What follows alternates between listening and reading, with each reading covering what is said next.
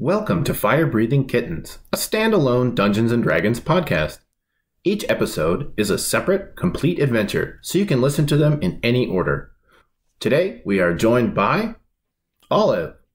Well, hello. Olive is a bipedal crocodile. She has a Jedi-style white robe and baggy brown pants, and she has no weapons because she's completely unarmed as a level 6 monk. Aaron. Hi. Aaron is a short blue Triton with flowing blue hair, some golden chains stretched across his chest, and a little kilt type thing made out of swaths of ocean-colored silk. He looks very nice and innocent until he smiles and reveals the piranha teeth. He is a level 6 bard. And Zelek. Howdy, y'all. My name's Zelek. Your homegrown bounty hunter. He's a tall, pale man in a black leather duster and a trusty old Stetson hat. And I am your DM today. I also play Rollo Specklebottom for the Fire-Breathing Kittens. That sounds adorable. He's great. All right. You are all in the Fire-Breathing Kittens Guild Hall. The guild is a large building with a bar, a sitting area with wooden chairs and tables, and a wall with a corkboard and job flyers posted. So, you are all sitting and drinking in the guild hall, as you do. As we do, yes. As you are sitting and drinking, a flash of lightning suddenly appears in the room, illuminating it to an incredibly bright point where you hear the sound of thunder come, and all of a sudden there you see before you where the lightning was, there's a scorch mark on the floor. It smells a bit of ozone, and you see a wizened old man in a purple robe with gold filigree on the outside that has in runes. He's wearing plaid house slippers, and he has a thin gray man bun. He's facing away from you, and as he comes in on the lightning, he spreads his arms and he sort of looks around confused for a moment, and then he looks behind him and sort of grumbles to himself, and then you see the lightning come in boom, again, and he's gone. And then just in 1 second, boom, the lightning comes back, and he's now exactly where he was, except facing the other direction and facing you guys at the table. He shakes himself off and winks at you, and he says, travel by lightning is always invigorating, yes? Now, who have we here? Adventurers 3, just as I have foreseen. Quickly, my young friends, the enemy moves against us. Yes. Oh my god, you guys, this is a wizard. Like, not like a normal wizard, but like a wizard. Yes, my young friend, you have guessed correctly. Behold, I know that I am Master of Lightning, the holder of the immortal chalice of Terek, and the eternal servant of the Weave. I am Dave. You've probably heard of me. All the time. Oh my god, so glad to meet you. The pleasure is mine, young bard. What you doing here? Zelek just starts downing his ale. My adventurers, I see. Excellent that you are here today, for I am in need of your assistance to retrieve a magical object that has been lost to time. Okay, yep. Zelek holds up one finger as he's talking and continues drinking his ale. Yes, I see you are quite thirsty, my friend. Aaron gestures at the mug and the ale sloshes onto his face. Son of a... That was quite rude. Yes, I'm known for that. Anyways, go on. Oh, Olive goes and gets a napkin and glares at Aaron. Because she knows you can manipulate alcohol. You've given her a sphere of beer before. Or no, whiskey. Hawthorne whiskey. Zelek will remember that. Uh-oh. I'll give you other things to remember. Moving on. I wish your assistance. And you are, am I correct, adventurers? Yes. Do hire yourselves out? When there's treasure involved, yes. I may pay you handsomely if you could retrieve the Glyphed bowl of Crisperon for me from an ancient temple. It is an ancient... Crisperon? And powerful, yes. Have you heard of it? The Glyphed bowl of Crisperon? It sounds like what I put lettuce in, but okay. Keep going. It is an ancient and powerful relic, a magical artifact that must be retrieved before my rivals can acquire it. Alas, I am too old to delve the darkness of a dungeon deep. You will fetch the bowl for me, as I have seen it like this. If it were to fall into the wrong hands, it could unravel the very fabric of existence. So please, help me. Quest for me. Olive looks at her friends, Aaron and Zelek. Zelek is coughing up the remains of his beer because Aaron just punked him. And she has doubts that this is going to work out very well, but she says to Dave, the master of the Chalice of Tarak.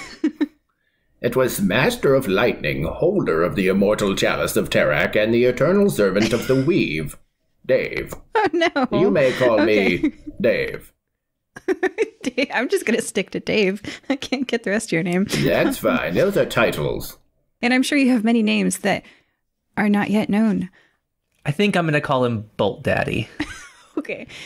I am a wise and mysterious old man, yes. Okay.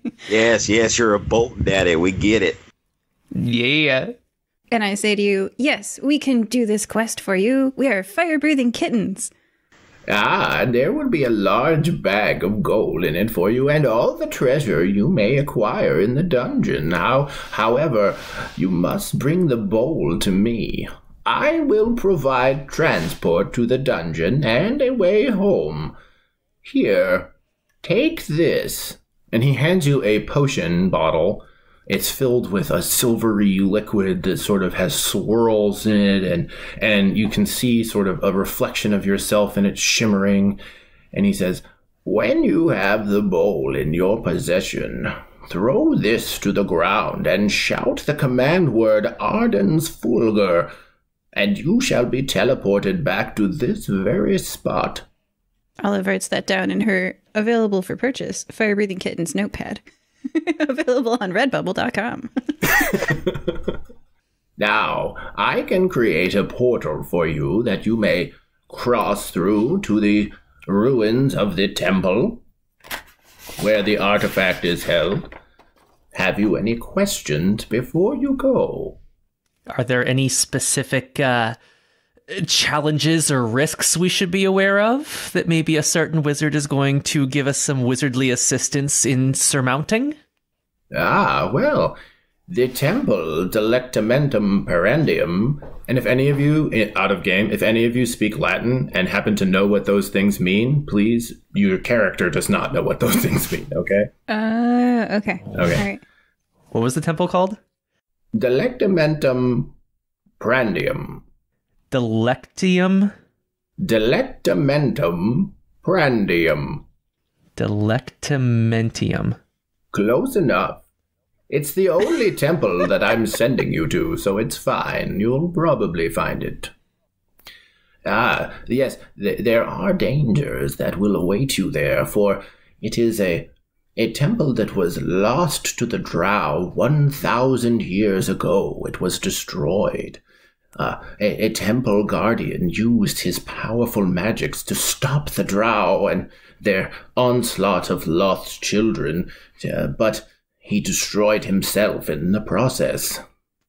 And as I have spoken before, there are rivals who also seek the Glyphed bowl of Crisperon, and should it fall into their hands, it could spell the end of existence as we know it, and an unraveling of our lives. Okay.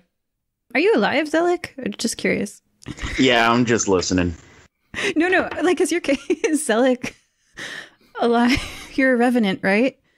Oh, yeah. It's not a problem. It could be the unraveling of your life or unlife, depending.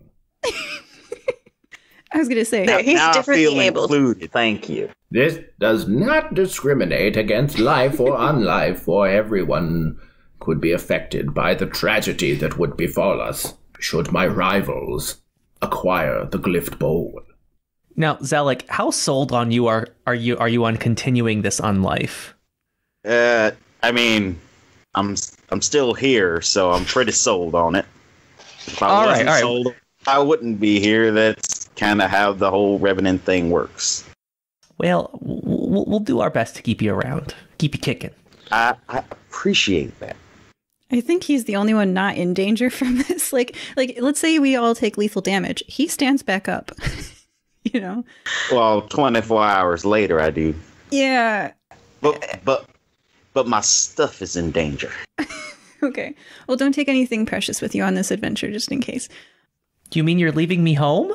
Aw. Olive pats Aaron on his precious little head. Aw. See, I was about to say, unfortunately, I can't leave myself home. I have to take myself. You're Or I precious, have to too. Take something precious. Yeah. I pat your cold, dead skin. Say, Dave, you wouldn't happen to have a map of this place, would you? A map? No. No, alas. Many of the documents I have been lost over the years. I have no map. However, I can tell you that the temple had a lower level where the Glyphed bowl of Crisperon resides in a sanctum. You should find a doorway of sorts that you could pass through to get into the lower sanctum. Right. So you're gonna teleport us there, and then we gotta beat all your enemy guys and get in your Dorito bowl or whatever it's called, and then we It's throw the the potion on the ground and say the command word. Arden's Fulgur. Yeah, Folgers or whatever it is, and then we get teleported back here. Folgers crystals, yes. Something like that. Yeah. Exactly. That Sounds is- about right. Yes, that is the quest as I have described it, and I will pay you handsomely, I say. Okay. Let's do it. I love being paid handsomely. Let's do it. Let's rescue the bowl of lettuce crisping. The Doritos bowl of lettuce crisping. Yes. I yes. got nothing better to do today. Excellent. And so you see the wizard, and he turns and he gestures and chants and creates a sort of round portal of glowing mist in the middle of the fire-breathing kittens hall. You cannot see through it. You can look around it, and everything else is still there, but you can't see anything through it. And he says, "I leave you to your task." And you see him. The lightning comes down again, and he is teleported away.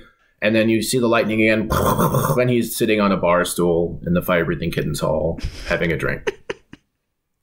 So he teleported like 3 feet. Why walk when you can ride the lightning? Wizards, man. It's always the same thing with these wizards. I like them.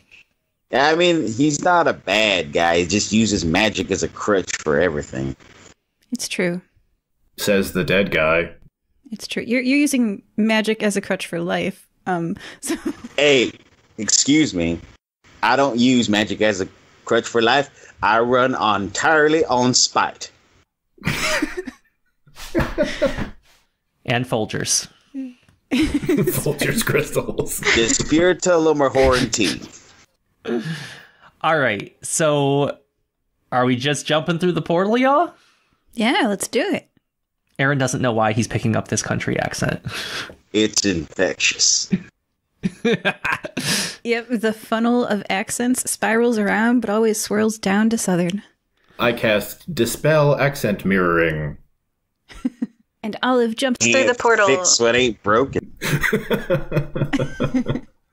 Aaron jumps through as well. And Zelek moses on through. All right. As you pass through the mists, you feel your body stretched and pulled in weird different directions, and you come out, spit out on the other side. Unfortunately, the old wizard's portal was not exactly aligned correctly, and you do sort of fall down in a pile on the ground, taking no damage, but feeling quite silly. I hate magic. You're in a dense forest covered in a mist. You can see clearly, but it is slightly obscured by the mist. You seem to be in the midst of some stone ruins. You imagine that this is probably the temple. The floor or the ground has been covered in stone, so cobblestone-ish. And there's moss and vines and leaves. It's quite old. You imagine that this has been here for thousands of years, perhaps. No total buildings. Everything is mostly destroyed. There are, you can see where the buildings used to be, some cornerstones, the ruins of an old tower, and you see there's a flat spot with three, sort of like three chairs around it, and it's mostly obscured by mist. Though at this point, you'd have to move forward and explore. Do you think something will happen if we sit in those chairs? We should find out. Yeah, but first of all, can both of you get off of me? Olive is like 235 pounds of bipedal crocodile, so she gets off. I thought you liked me on top of you. Aaron gets off too. All right. I will not dignify that with an answer. And don't worry, all of the crushed parts will return back to normal in due time. She feels self-conscious. I don't know if I've mentioned this, but Olive is a little fat. A little fat. She's a fat crocodile. That's why she became a monk, to try to lose weight. So she gets off you and like feels sheepish. She's big boned is all. Yeah. And she's lost 5 pounds. She's level 6. I think she ate a lot of big bones. Sexy. All right, let's go sit in the chairs. Okay. So as a monk, Olive moves the fastest and will probably set off the traps. I have a speed of 45 feet, so I'd like to be the one to, like, I'm not metagaming. She genuinely moves the fastest, but, like, from a metagaming perspective, can I take the damage as I go towards the thrones? Well, you also have the best dex, so you'll probably be able to avoid the damage. Yeah. Exactly. As you approach the area, you see that the chairs are not empty. There are 3 skeletons in the chairs. So 3 skeletons sit upon thrones facing the center of this circle. Gemstones rest in their empty eye sockets, and before them are 3 small wooden chests on raised pedestals.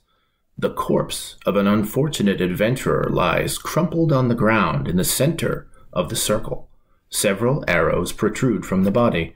Skeletons silently watch as events unfold before them, waiting to judge the actions of those who dare enter.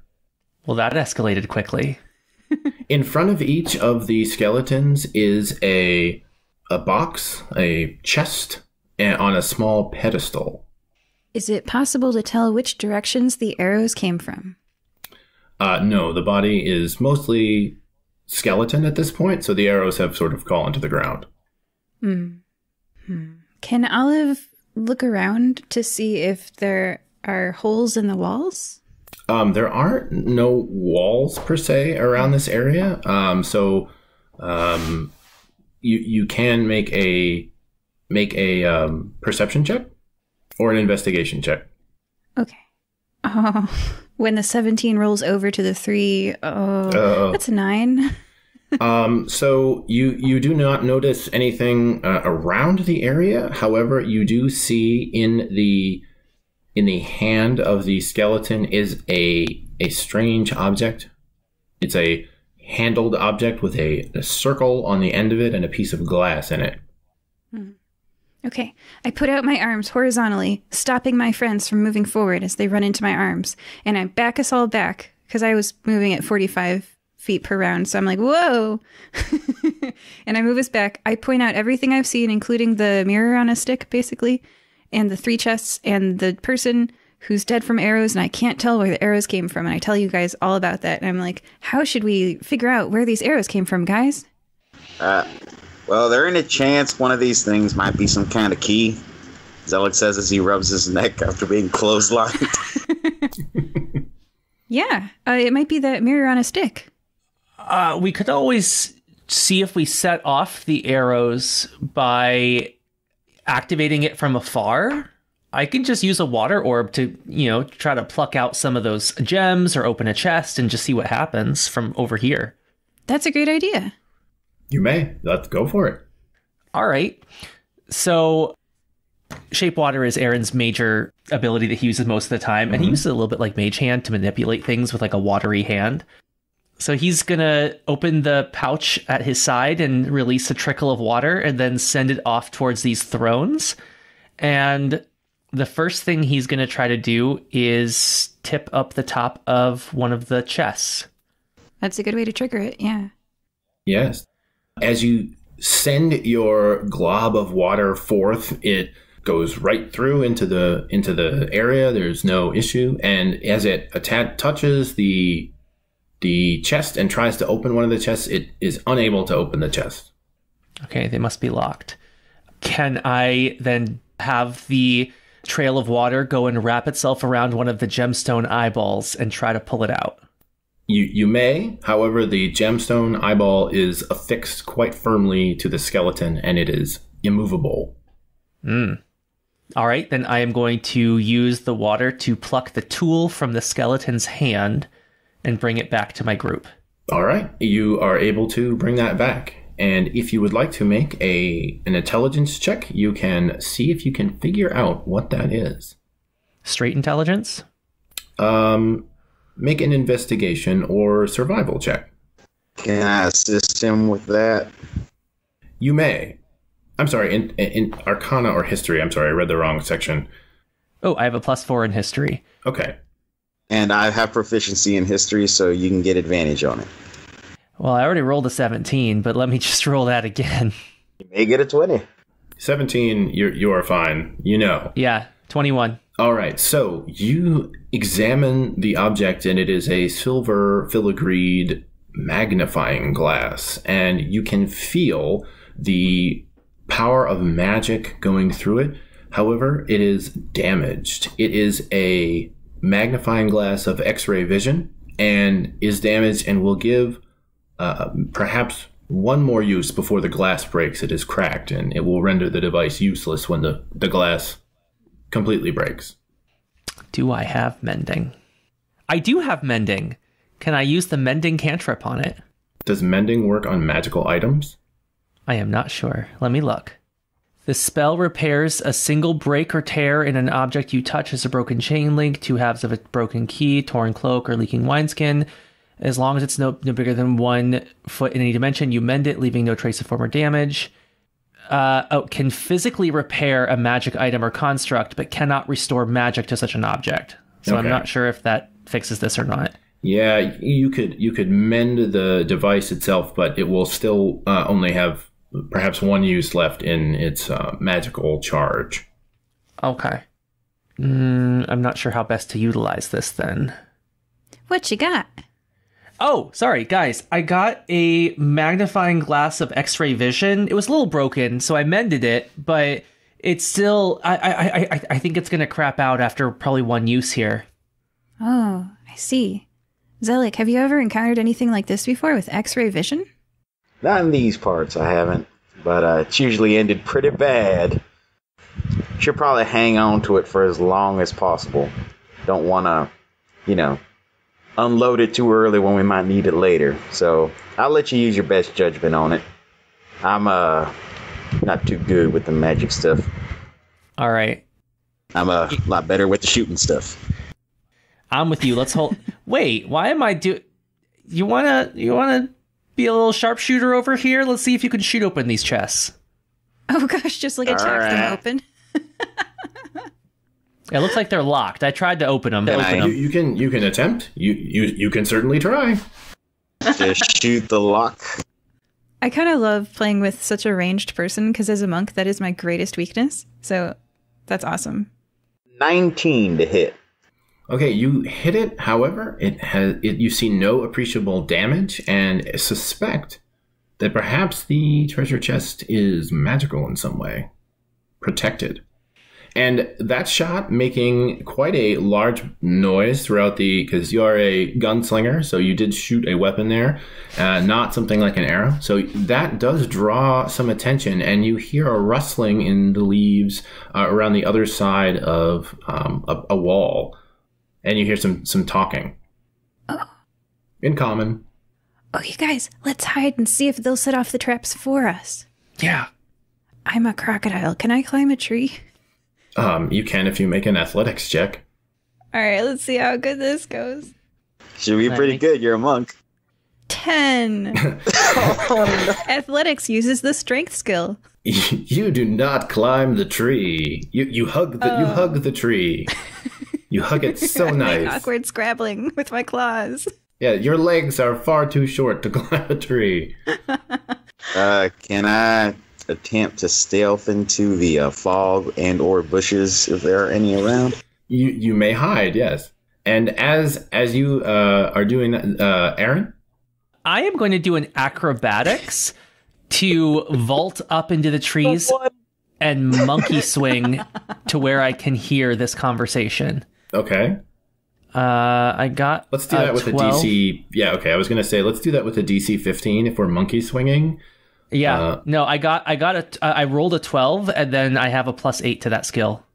Okay, so you are swinging like a monkey. There are no bananas. You are disappointed. So you were up in the tree where Zelek is hiding in the fog by standing sideways, completely visible. I am tapping into my inner bush. Yes, and Olive is hugging a tree and like kind of like, you can't see me. And out from around the corner comes a man dressed in a black robe. It's sort of ratty and nasty. And he has long, black, scraggly hair. And he says, Barry, come to me. Come to us. Come. I hear the visitors are here. They're here. As he motions, two skeletons follow behind him. What else follow this guy, do what he says. Carrying his stuff. What do you think about that, Barry? Right. And so the two skeletons come across, and the first gentleman in the robe says, I see we have visitors. I am black as us. Who are you? I'm sorry, who does he actually see? He sees Olive, and he sees Zelek, just sort of not hiding. You're in the tree, so he has not seen you yet. You don't see anybody. I am a bush. Bush, I am. We are black. Hello, Bush. I'm sorry, did you say buck? You got a little phlegm in your throat there. Can you one more time give me a real name? Black. All right. It's Swedish. Olive read Skullduggery Pleasant books as a child, so she wants to make friends with all the undead around her. She says, Black, I'm Olive, and my revenant friend here is Zelek. Why would you say that? Greetings. Because maybe if you're both undead, you'll get along. I don't know. Sold me out. We are not undead. No, we are alive, living creatures. Yeah, he's just got some skeleton boys with him. Yes, they're friends. Friends carry luggage. Please meet Larry and Barry, my skeleton. They help. Oh, I thought I was talking to a skeleton. Whoops. Okay. No. All right, my bad. So did they walk across the, throne area? Yeah, they walked through the throne area to get to you, and there were no ill effects that you could discern. Huh. Think maybe we were overthinking it a bit. Do you seek the temple? I seek it too. All right, so Larry, Moe, and Curly here are seeking the... Black seeks the temple. Yeah, I heard you, Curly. Don't worry. All right, what are you thinking, Olive? I guess we might as well partner up with them because we don't know how to get into the temple, and maybe they do. Ah, Yes, only the two of us should partner with them, right? Yes, Zelek and Olive, and Bleck and Larry and Barry, the team of 5. yes, Yes. yes. Only 5. Only 1, 2, 3, 4, 5, and the great old one who always watches us. Watching. That's right, Curly. He always watching. Always watching, right? Sleeping. Such a good observer. Never interferes in their followers' daily lives. Unless they really have to. Yes, unless we're in danger. So, Bleck, do you know where the opening is for the temple?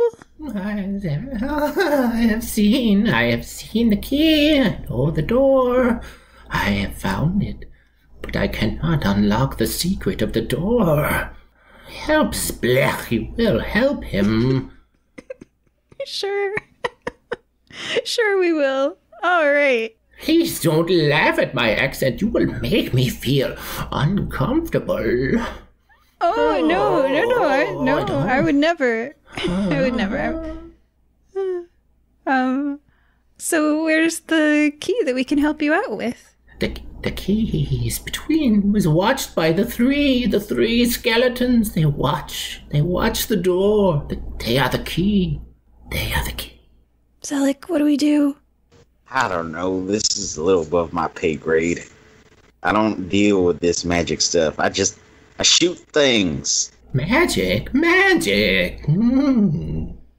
Great and powerful magic holds the keys. It will open the door. We must solve the riddle. Should I just shoot him? Which direction is facing? My face. Oh, sorry. He is facing... A little out of control there. Got a little too into character.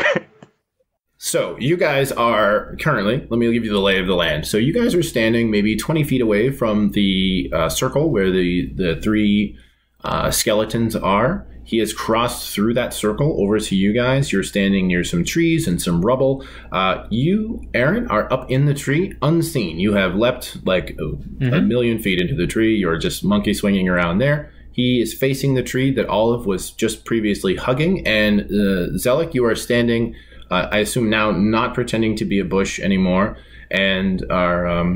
Well, Olive used our word IRL name, so no, I'm not a bush anymore. What? You gave away his real name, so you can't pretend to be a bush or somebody else anymore. So Wait, what? What did I do? Nothing. Don't worry about it. So if is facing away from the 3 statues, looking towards the tree, does that mean that I could monkey swing towards the 3 thrones and then drop down there unseen while my friends distract him?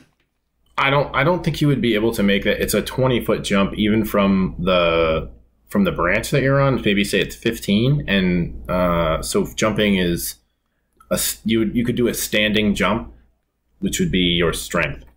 Oh no, I wasn't gonna jump up toward anything. I'm already up in the trees.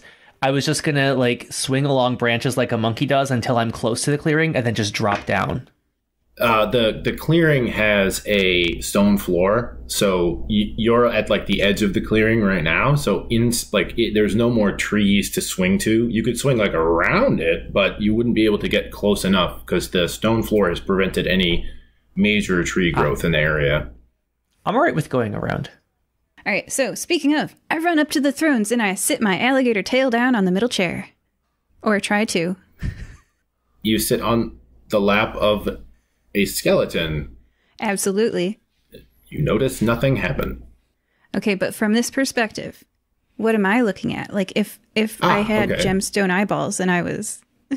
So sitting on the chair, there are 3 thrones that are equidistant spread around this circle of stone. You're up about 3 steps, and before you is a pedestal, and on the pedestal is a box, a magical chest. Are the stones around the circumference of are the thrones around the circumference of a circle equidistant from a middle point? Yes, though they are on the outside of the circle, facing in to the center of the circle, and on the center of the circle and on the floor is sort of where you found the skeleton originally, the dead skeleton, not the animated skeletons.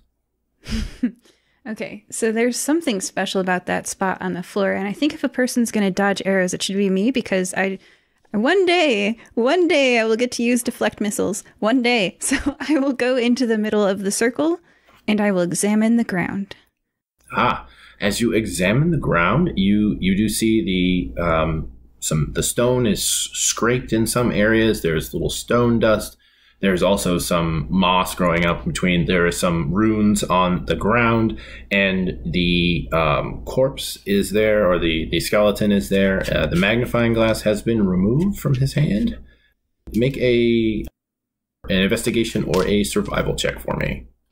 That's not one of my better days. That's a 9 on the survival. Okay, so you see that he has some maps and a pouch on his belt and some trinkets and things, but that's all. Okay, because there's stone dust and I'm very wise but very low intelligence.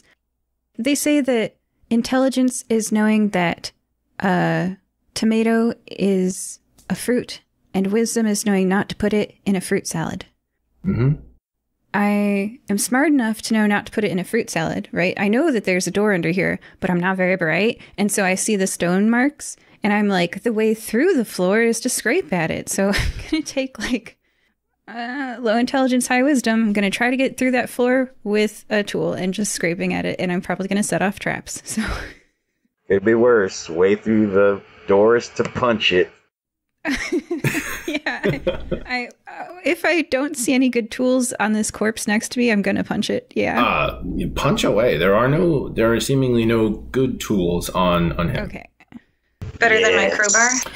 No, not better than the crowbar. He has, if you search him, he has a map, or several maps and papers. He has a quill pen and some ink. He has a book. Seems to be maybe relevant to the temple in some way. I'm going to punch at the floor for a second, but I'm definitely going to be distracted by this book. Of course, I'm so excited. I'm going to punch at the floor, but then I'll examine this book. So I'm going to roll an attack to hit, until I hit the floor. Yes, you hit the floor, and no traps have gone off, though. You have not hit a pressure plate, nothing, no arrows. You hear no flip sounds or anything like that. Okay, so given that failed, and I still want to get through the floor, but I don't know how, I open the book, and I say, hey, Black, and Barry, and Larry, and did I say your name was Zelek? I meant it was Zoroaster. He just face-palmed. So I found this book, and I'm going to bring it back to you guys, because... That facepalm was in character, by the way. Oh, yes, the book. Let Black see. I side-eye Zoroaster. Should I give him this book? That conveys well on the podcast. He just shrugged. Yeah, I mean, are you asking me flat out right in front of him? Should I give him the book? Oh, no, side of my mouth. I've got a big one too, a big mouth. So there's extra teeth on the side I can talk through. I'm like, hey. I mean, we don't have a better option. That's true. I mean, we do, but... He's in a tree. Yeah. So, right, I could be not in a tree at any point. Well, if this guy stabs us in the back, it'll be good that you're up there. Yeah. All right, I hand the book over to Black. Black takes the book and he sort of reverently looks at it. He sniffs it. Old book. Yes. Let Black see. And he lays it down on the ground and he sort of opens it up very reverently and he flips to the index and he searches for key. Yes, key. Page 176. Excellent. Yes. And so he turns to page 175 as indicated in the index and he shows a rendering of the area that you are in, and it has you can see in the center There's some runes and some glyphs, and it appears that the center of the stone floor, in the middle of the 3 thrones, is in this rendering open and has provided a way down. A spiral staircase has sort of lowered into the area. Can we tell what language the book is written in? You can make a history check. Should we all do that? If you wish, you and Zelek may. Zoroaster. Well, Think we're past that point. 9? 18. All of you do not know what this is. Zelek, you see that it is an ancient language that is no longer used. You've never seen the script before. It's from very arcane characters that you unfortunately cannot decipher. However, in the detail of the rune, or detail of the rendering, you can see that the only color on the whole page is the eyes of the skeletons in the thrones, and you can see that one of the skeletons has green eyes, emeralds. One of them has red eyes, rubies, and one of them has one of each. And are they in a specific order? The eyes are in the same order that you see, and in the picture, you also notice there are. Make another investigation check for me, please. Investigation or history? Make a perception check. I'm sorry. Let me back up on that one. Okay, hang on. All right, because I actually have a bonus to this one. I rolled a 1 on perception. Okay, so you notice absolutely nothing else about the book. Olive? Oh, should I perceive? If you want to. I assume you're looking at the book as well. Bleck is also looking at the book. Sure, 24. You notice that the pedestals on which the treasure chests are currently on are in a lowered position and are at the feet of the skeletons instead of sort of maybe 3 feet off the ground. Those pedestals look like they're lowered, don't they, Zoroaster? Wouldn't they normally be like 3 feet off the ground? Wait, do they look lower now than they should be? They look lower in the picture. So in the picture, they're on the ground. Oh, and in the real life, in the circle, they are maybe knee high of the skeletons who are sitting in the throne. Oh, okay. I'm like, hey, this book and this arrangement look different. They're Olive's less dumb player dumbness. Maybe we should put the arrangement the same way it's in the book. What do you think, Curly? The chests must, we must move the chests somehow. Put them with the skeleton that matches them. But I don't know how to see in the chests, and I can't open them even with my magics. The great old one has not allowed me to open them. I prefer free movement to using up one-use objects, so can I just, like, shell game the chests around until I get the right combination? You may try, yes, try. I shell game the chests around. I'm like, left one to right one to back to right. Okay. And 3 to the 3, there's 27 possible combinations, and I'm like, woo, monk, fists, fast. Okay. Right? Did I do that right? I don't know. No, so as you lift the chest and you move the chests around, and as you do, when you place the third chest down in front of the third skeleton, you hear a sound come out, and you start to notice a mist creeping out of the mouths of the skeletons, and everyone in the area is making a DC 12 Constitution save. Oh no. Good thing I'm good at those. Is that Aaron too? He is not in the circle. So he is outside the area of effect. See, Aaron, you get to revive us later. if we Should I want use time. Gust of Wind to clear away the mist? Well, as I gag and clutch my throat, because I definitely failed that that save, you can decide. And so you will. Did you make the save, Olive? No, I failed. I think I made the save. You made the save. You take 7 damage, and all of you take 15. Oh, gosh. This is this cloud comes out, and it's a cloud kill spell that is baked into this area, and the mist will hang around for several minutes. Oh, man. I'm definitely going to cast Breath of Wind. Actually, I don't have to cast it per se. It's one of my racial abilities, one use per long rest. Mm-hmm. And I am going to generate a brisk wind that will dissipate that mist. Excellent. The mist swirls and moves as you cast your magics on it, and it blows harmlessly away into the forest. And you hear like a squirrel, like... Did that happen the first time I moved chests around? That happened the first time you placed the third chest. Oh, man. Okay, all right, so... Wrong combo. Yeah. And there's 27, did I do the right possible combinations? And that took out a third of my hit points. I feel real bad, you guys. It might be time to use the magnifying glass. Yep. That's what I was thinking too. Yeah, you might as well. Anything goes wrong, I'll shoot him. I think at this point, we need to move forward. So Aaron is going to drop out of the trees and walk forward and just...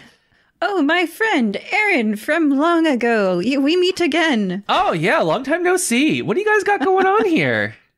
Who is this? Who? Blueskin. Who is this? We are Blech. Hi, Blech. I'm Aaron. Greetings. This is Larry and Barry, my skeletons.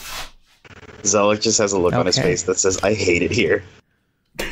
Okay, we got Bolt Daddy, we got Bone Daddy. Let's keep it coming.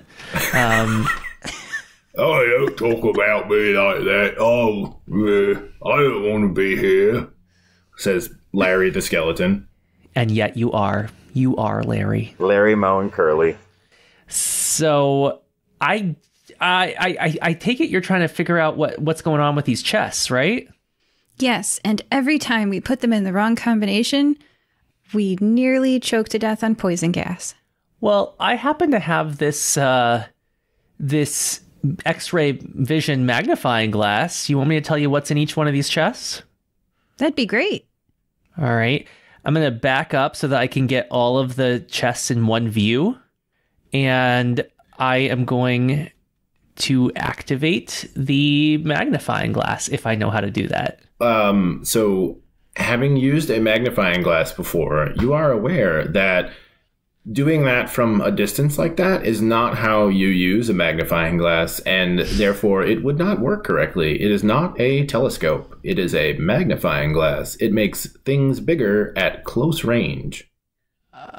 And this one can see through things and make it bigger at close range. But there's still okay. Oh, wait. These chests are mobile, though, right? We can move them? Yes. And it only triggers the gas if you put them in the wrong order. That is what it appears. You're so smart. You're going to stack them up together and look down through the column? Yeah. Yeah. Let's stack them. Let's bring them all together here so I can get them in one view from close range. That is Yeah. all right. You are able to move the chests away from the area, and the skeletons do not react at all. No gas seems to be escaping from their mouths or butts. Okay. What do I see when I look at the chests through the microscope? So when you look through the chests, through the first chest, you see a mixture of rubies and emeralds, and we will call that chest number 1. Chest number 2, the second down, you see emeralds only, and in the third chest, it is too jumbled to see. You can't really discern what is in that one from that level. I have a pretty good guess. Got a good guess of what's in there, yeah. So can I tell... At this point, the magnifying glass is out of charges. It is no longer magical, and it is merely a cute accessory. All right. Hey, Olive. That's kind of cool, though. You have acquired a magnifying glass. You should add that to your character sheet. Maybe.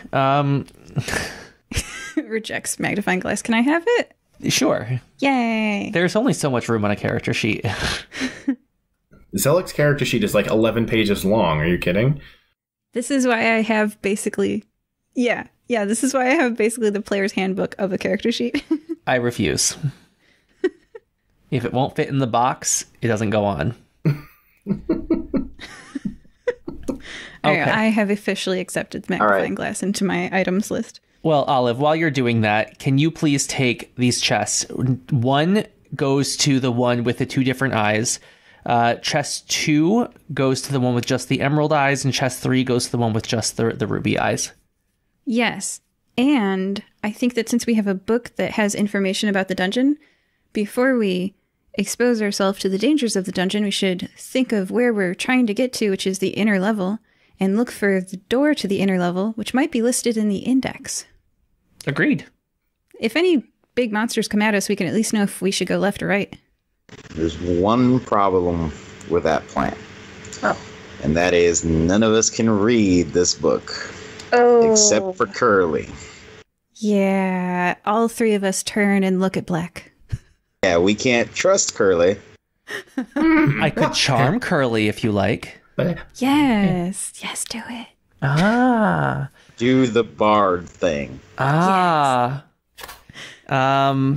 Yeah. Aaron is gonna turn to his friend and and he's just gonna start humming under his breath. We are family. You're my really good buddy. And Black Light song. Oh, yes. Does he start to groove along a little bit? The skeletons are doing a dance routine in the background, and he's sort of just like tapping his foot and wiggling.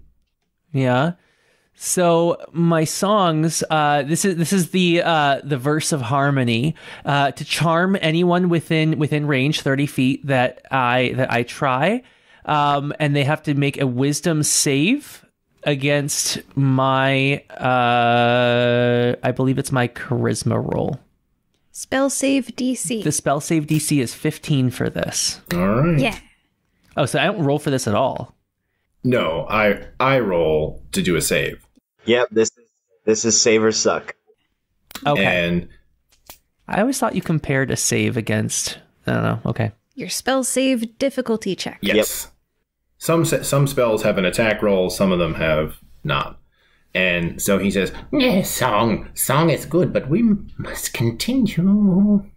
Hey, can you give me your coin pouch, please? Why?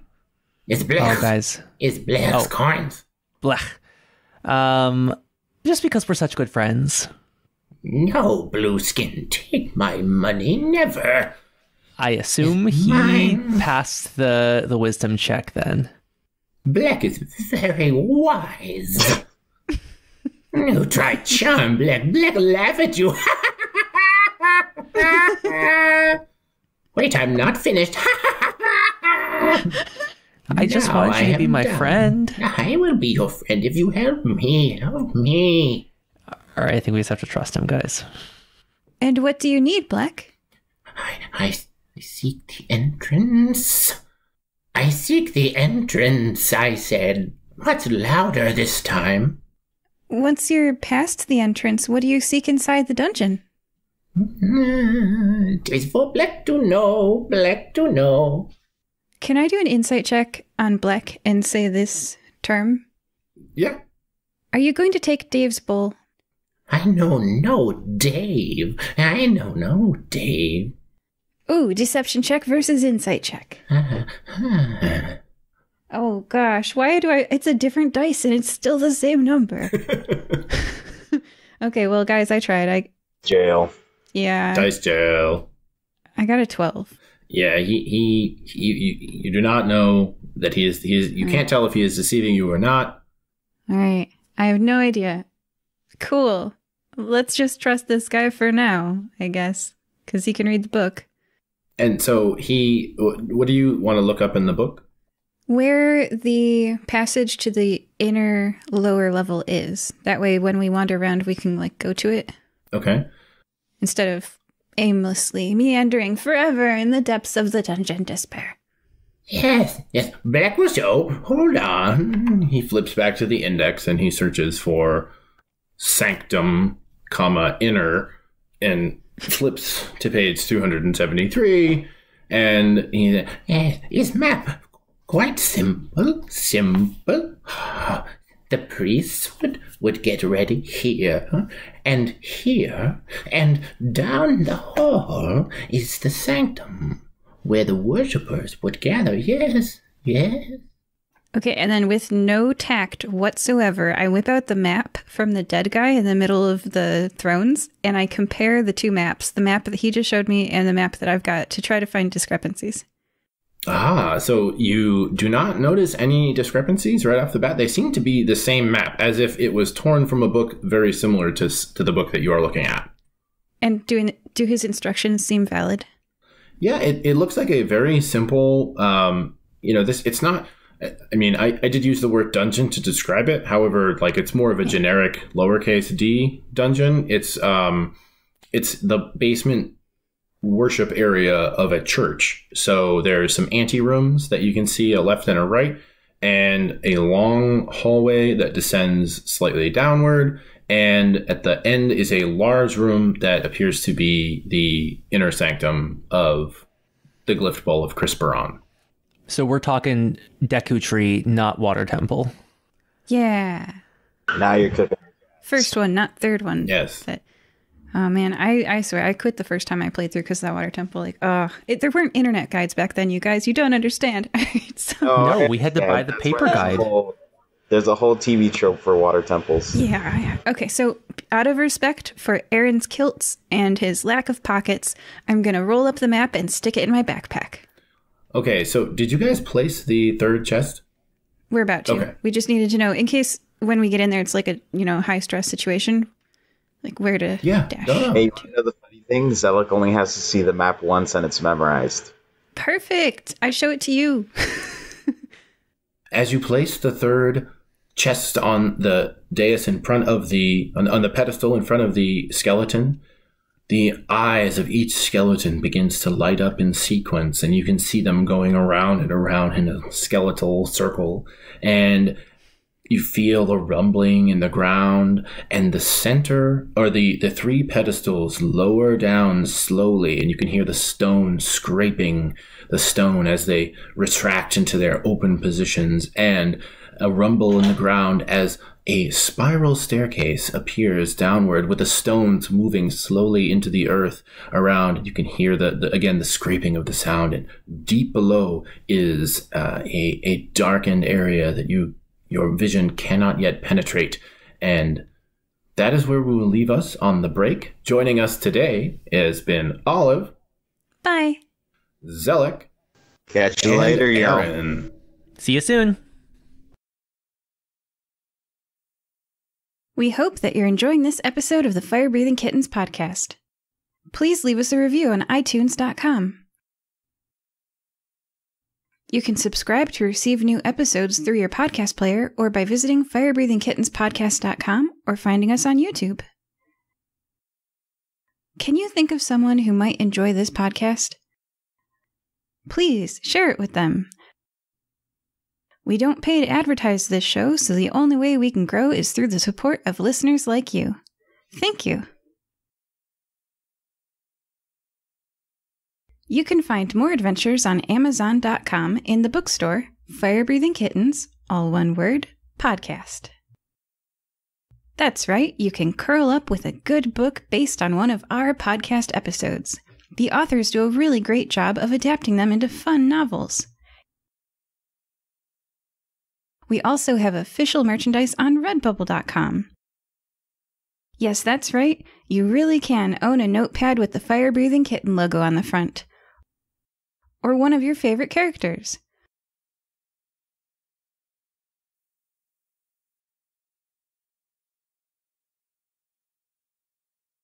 Welcome back to the Fire Breathing Kittens. We are joined today by Olive. Hey. Aaron. Hello. And Zelek. Howdy, yo. Welcome back.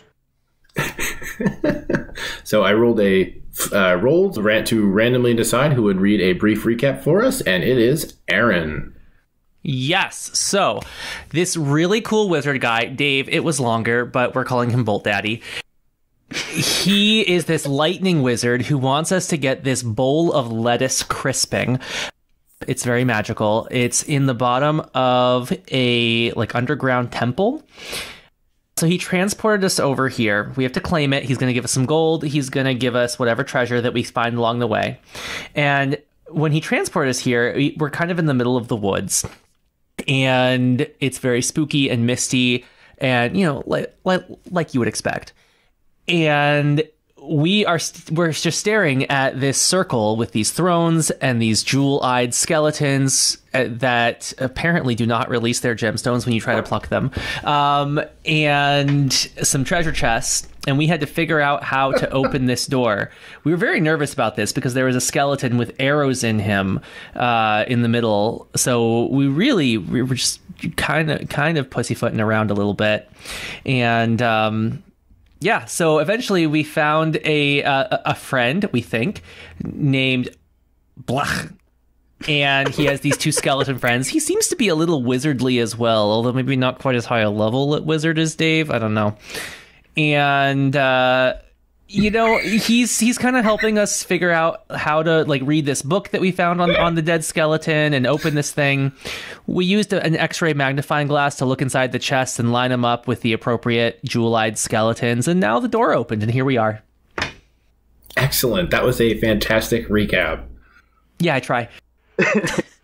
Moving forward, I think we have a dungeon to explore. Yeah, so you all are, as Aaron described, in the misty woods where you are standing on a stone floor. Part of the center of the stone floor has just descended into a spiral staircase, and it is dark below, and you are there so it's Olive, Aaron, Zelek, Blech, and his two skeleton footmen, Larry and Barry.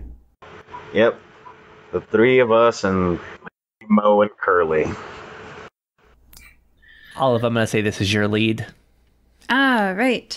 Monk, I am yeah. the most able to dodge the arrows that are coming at us. I go first down the stairs. I forget, do you have dark vision? Oh, no, I don't. I have a torch, though. Can I light it? Yes, you may light the torch. I just like to keep... So the stairway down is about one person width wide. So I guess Balek will come in after you, Olive, and followed by Larry and Barry. And I suppose Aaron and Zelek, what order do you guys go in? I'll bring up the rear. I'll go in the middle. I don't know how I knew that, but I knew you would be in the rear. I'll resist the joke. I was hoping you wouldn't resist the joke. No. Go on, hit me with it. Oh, no, it's normally just something like, oh, that's normally where I'm at, but right in there. All up in that. Okay. Yeah, I don't mind watching your rear. I get it. Let's go. Oh, don't watch too hard. All right. As you descend down the rough-hewn steps of the temple, you can see that this place is dark. It is made of stone, relatively nicely carved stonework, although some rough in some areas. It is you continue down for about you estimate maybe about 12 to 15 feet below the ground, and you come to a landing where you are in a hallway. The hallway is, again, unlit, but it is, from what you can see around you through the torchlight, it is has glyphs and carvings and runes and the remnants of tapestries that have long since been taken by the moths and time. The hallway is about 10 feet wide and goes on a slight downward slope toward what according to the map would be the sanctum. And on either side, slightly down the hall, you see 2 doors that lead into what the map described as anterooms. So we have these options. Anteroom left, straight down the hall to the inner sanctum, anteroom right. What are you guys thinking of doing? I feel like there's treasure in these anterooms, so I think we should clear those out before we move down. Agreed. Yes. So, Black? Yes, Black is here. Black, yeah. Can you and Barry and Larry fight? Or are you, better hiding during an altercation? Oh, you wish to fight? I can fight. I have powerful magics given to me by the great old one. Yeah. Okay. All right. You remind me a lot of my friend Nesgrax. I miss him so much. He was a necromancy wizard, and he loved him a good sponsor, patron, too. So, all right. Well, then, you guys pick. Which door do we open? And he takes a coin out of his pocket and he flips the gold coin and it lands on left. Well, it lands on heads, which he had thought would be left. So he approaches the left side door. Oh, he's going to open the door for us, too. This is great. Yes, and he goes to the door and he goes to touch the handle and he goes, Larry? Why was it to pull the handle on doors and such? All right. and he grumbles over and he opens the door and steps inside. Hey, I opened the door. You happy now? Yes, thank you, Larry. And he heads into the room. Let's go. Yeah. All right. In the room, you see some broken weaponry. You see skeletons that on the floor, unanimated. You see a stone bench and the remnants, again, of tapestries and ornate carvings around. And in the corner of the room, you see a chest. And there is a few other pieces of furniture in the room made of wood. They're mostly rotten, pretty nasty at this point. But it doesn't seem that the room has been touched very much in the past. There is a thick layer of dust on virtually everything in the room. All right. Should we just... Who wants to trigger the trap? I mean, open the chest. Okay, so is Olive a jerk, and does she suggest Larry? Or is Olive brave, but not very intelligent? Does she suggest herself? Well, I'll open the chest. I don't care. My life's pretty terrible. Well, no, okay, why is your life terrible? It's because it's an unlife. You know what, Larry? I feel that. Go on ahead. You open the chest. Oh, I'm going to do it. I move quicker than Larry can. We're going to talk about your unhappiness, and I open the chest. All right. And so anteroom left, the chest is actually locked. It resists your attempt to open it. Oh, and you said it was made out of wood and a little bit rotten? A little bit, yes. Punch. All right. You punch the chest. And so go ahead and make an attack roll and do just damage. Okay, not the to hit. I'm going to assume that you do not miss the stationary chest. No. Yeah, I feel like some Okay. things have an AC of 0. Yeah, stationary, unsentient objects. Okay, well then, as a level 6 monk, I can attack twice instead of once whenever I take the attack action. Woo! So I do 10 damage with my unarmed strike. All right, so that is a great amount of damage, not enough to completely smash the chest to bits, but you do make a sizable fist-sized hole in the top of the chest, and you are able to root around inside. Ooh, can I do that thing that strong people do when they rip apart an apple, and can I like grab the hole in the top of the chest and just like... Make an athletics check, yes. Oh no, monk failures, oh no. That was a bad idea, you guys. 18? Yes, you tear it in half like a strong person tearing in half a phone book. That chest didn't know it was coming, and out of it sprinkles several different things. There is a small bag. It is gray. There is a copper ring that clinks to the floor and spins around. And then there is a box that comes out. Is this like a velvet jewelry box or like a paper box or a wooden? So it is an ornately carved, beautiful box with spoons and bowls and other things of that motif. On the side of it, it's sort of like a dark ebony wood. It's polished. It's definitely beautiful. You know, I never understood the logic of putting a box inside of a box. Olive hands you the box. Can I investigate? Or, well, can I assume this would be maybe a history check to see if I can identify these? There's a spell called Identify. Well, I know, but I don't have it. Yeah, I hand you the bag. Curly might have it.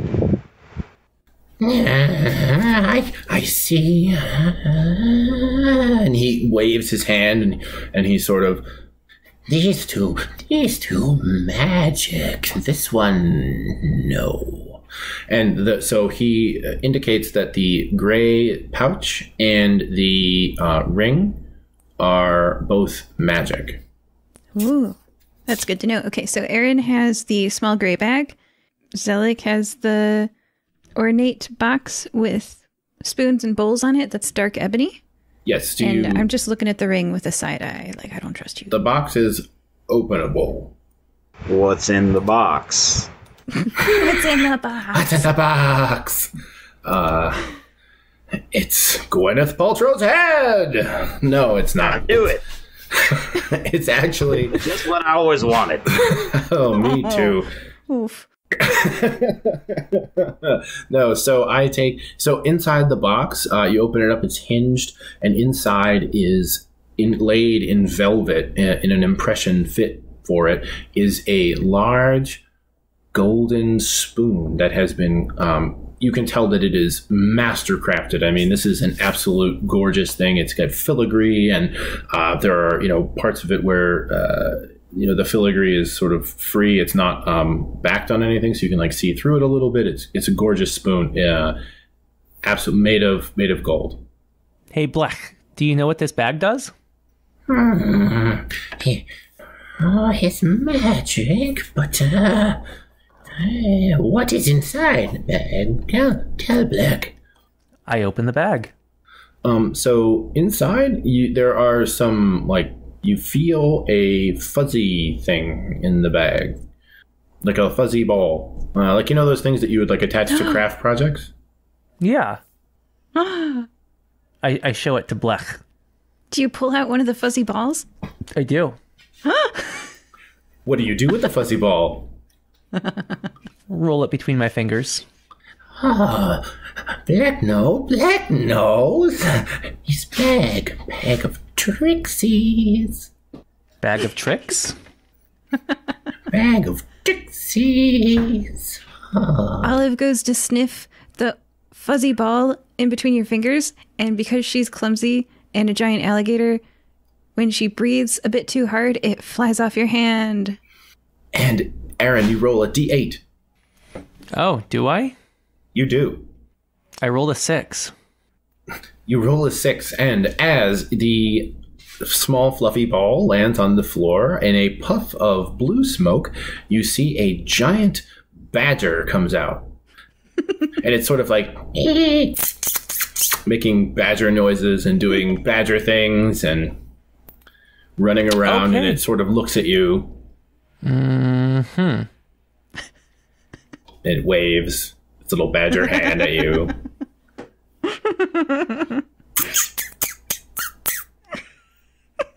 I should have looked up how to make badger noises, but I didn't. That's what a badger sounds like, right? And maybe a walrus. All right. Well, what about the ring, Mo? Or Curly? Can you tell us what the ring does? Let me see the ring. See the ring. Ah. He touches the ring and he slides it onto his finger. And as he does, you see that his finger disappears. But just his finger. It's a hula hoop of invisibility for pixies. Yes.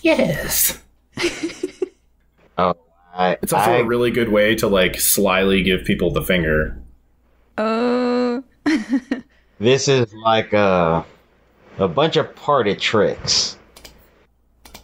No, it's a ring. That is the bag of Trixies. And what was in that box? I didn't catch that. That was the spoon. Oh, okay. So the spoon is non-magical. Non-magical. Got it. Just really pretty. Just, Cool. yeah, gorgeous, well-made. There is no spoon. Oh. No, spoon. See? It's right here in the box. Oh, silly bushman. There Okay. is no spoon. So there is a badger though, and Olive is definitely going to try to pick it up because it's fuzzy. Aaron will And- command the badger to let her pick it up. The badger is, like, totally into this. He's, like, snuggling, and he's happy. He's like, nuzzling you and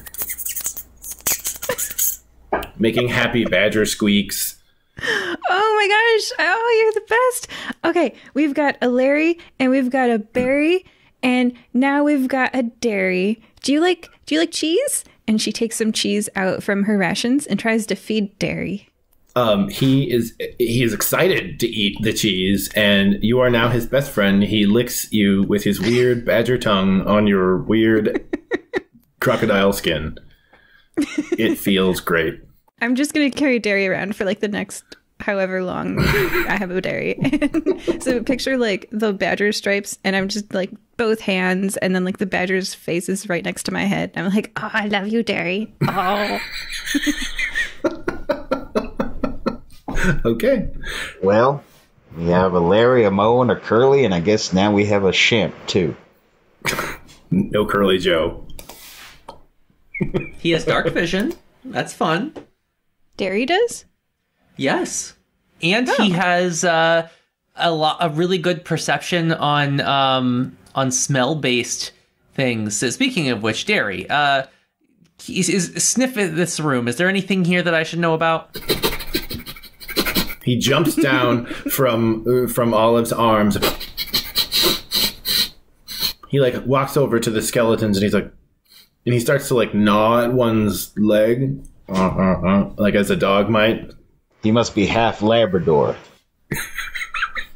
Can I inspect that skeleton? It's just a skeleton. It's a bone. Oh. He's an animal. I mean, he's still, he's a badger, but so he's still. So commanding the animals only goes so far. Yeah, he's still a badger. He's he's intelligent too. He's not really. Gotcha. Come here, Dairy. Come here, boy. And I hold out my arms. Yeah, he hops back up into your arms, and he's like, if badgers purr, then that's what he's doing. Oh, I love Dairy so much. I'm glad I've like totally made all his game. She's like, yeah, it's fine. You guys go on the rest of the adventure. Leave the bag. All right, I'm gonna go ahead and roll 2 more d8s. I got 2 more of these things every day. Yes, you do. Okay, so what do you get on your first? What's your first roll? 8 and another 6. Okay. Oh, I got a giant elk too. A giant elk. So now in the room is a extremely confused giant elk who is, his antlers are sort of almost touching the ceiling, and a giant badger who is a lady badger and is seemingly amorous towards Derry. Oh, I let Dairy back down on the ground, and I'm like, bye, Dairy. You grew up too soon. He like looks at you and like looks at the female badger and like looks You back can go, at Dairy. you. It's okay. And he scampers off. But they're still hanging around though. They're friendly. Yeah, I put down 2 cubes of cheese. I'm gonna have them follow me around, and they're gonna be helpful later on in this dungeon, I'm sure. Especially the elk. You could ride the elk. I mean, Oh, yeah. you could totally do that. Ooh, Elk is strong. Understands Yeah. Common, Elvish, and Sylvan. Okay, cool. So I can command him a lot more intelligently. Yes, because he's quite smart. I don't think he can speak, though. He cannot. No, he cannot. No, he can understand, but he cannot speak. Yeah, if that elk talked, I would be like, whoa. Oh, yeah, he is really weirded out. You can kind of tell he's, like, giving you, like, they have those big bowling ball eyes, and he's definitely, like, raising his eyebrow over it, like, I think you may have summoned my spirit animal. Oh, and so he goes, because you know how elks make that sort of weird noise? I don't, but now I do. Well, that's the noise that this giant elk make. He speaks well. All right, so... So you know how Barry was kind of saying that he didn't enjoy life earlier? Are you talking about me? Yeah. All right. So I take some of this cheese that I'm cutting up into wedges, and now Olive is a gourmand. She loves food. And this is one of those cheeses that, like, it's a hard, sharp cheddar with crystals accumulated on it, and it's, like, crunchy on the outside when you bite it. It's so sharp. And so she slices off some of this, like, gourmet cheddar and hands it to Barry, who is a skeleton, and I'm trying to bond with you, but I don't know if this is going to work. So I'm like, so Barry, like, how did you meet Black? Right. Barry? Do you eat the cheese? Barry is not Can you talkative. eat the cheese? Larry is Do you have a talkative. tongue? Oh, Larry is the There's this one. and the other one, Barry, is not very talkative. He only says so far has only said right. oh, which is the one that was, like, a little depressed? Larry. Larry. Okay, sorry. This was all to Larry. Okay. Oh, How did you meet Black? well, I was dead. I don't know how long I was dead. And then one day I was in the cemetery being dead as I was. And this fool came by, and all of a sudden I was taken out of my grave. And I've had to work for him ever since, carrying his stuff, opening doors and chests if he thinks he's trapped or something. And me mate, Barry here, he was raised at the same time. We're in the service of the great old one. He hates it when we talk about him. No, don't talk about him. Leave him out of this. Can I do a history check on the Great Old One? Does Olive know anything about that? Sure, do a history check. Would that be history or religion? I will let you use either history or religion. How's that? Yeah. Aaron, do you know anything about the Great Old One? And that's a 13 for Olive on history. I can roll for it. I rolled a 19 plus 4, so 23. Okay, so you definitely know who the Great Old One is. So pulled straight out of the mythos of Cthulhu, it's a gross, sort of unknowable creature of immense size who eats galaxies and has a long tentacled maw and bat wings and is tall and gross and creepy. Okay. It doesn't sound like a great one, like a great god to be following. Would this be the blind idiot variety of Great Old One? Blind idiot? Yeah. I don't know what you mean. Azathoth is the blind idiot god. Oh, no, this is like Cthulhu himself, like the Great Old One, tentacly mouthed, like giant Squid Daddy. squid whale sort of guy, yeah. Yeah, Squid Daddy. Got it. Squid Daddy, yes. I don't know if hentai is on brand with Fire Breathing Kittens Guild. You'll edit that out. So it kind of sounds like slavery to me, doesn't it? Like he doesn't get paid. He didn't like ask to do this job. It doesn't sound super ethical, right? Like I think necromancy is normally like that. No, Yeah. necromancy is not an ethical thing. Necromancy is not, it is not halal. Yeah. So, Larry, what would happen if Black released you? Would you still get to, exist? Or do you have to serve Black to survive? Oh, I don't know, but if I got released, I have plans. I want to open a flower shop with Barry. Make bouquets and such for the ladies. Do weddings and perhaps some gardening. But yeah, that's my plan. Have you ever told Black about your dreams? Black don't listen to me. I just carry luggage things. Wow. No, I'm just a skeleton, right? Oh, I'm aware. I'm just an alligator myself. You're still allowed to have dreams. Oh, okay. Well, as we proceed to the next room, because I don't want this to take forever, I'm gonna think about how, if this ends with Larry opening up a flower shop, it'll be a good ending. Right, says Barry, and sort of non-committally shrugs at the flower shop idea. Okay, so you guys want to head into the other room? Yeah, let's see. I'm sure there's something else there. Yeah, we were going to clear out the ante rooms first. Yeah, so this other room, so as you do, just kick the door, how are we doing this? Definitely. Locked? It's not locked, no.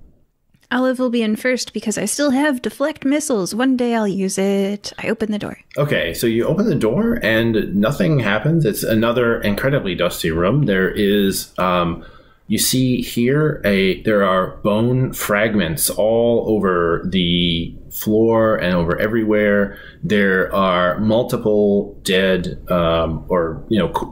skeletons of what you imagine may be drow elves all around. And the bone fragments and the skeletons are all aligned in such a way that it appears that there was an explosion of some sort in the center of the room. There is a dark spot on the floor beneath the dust.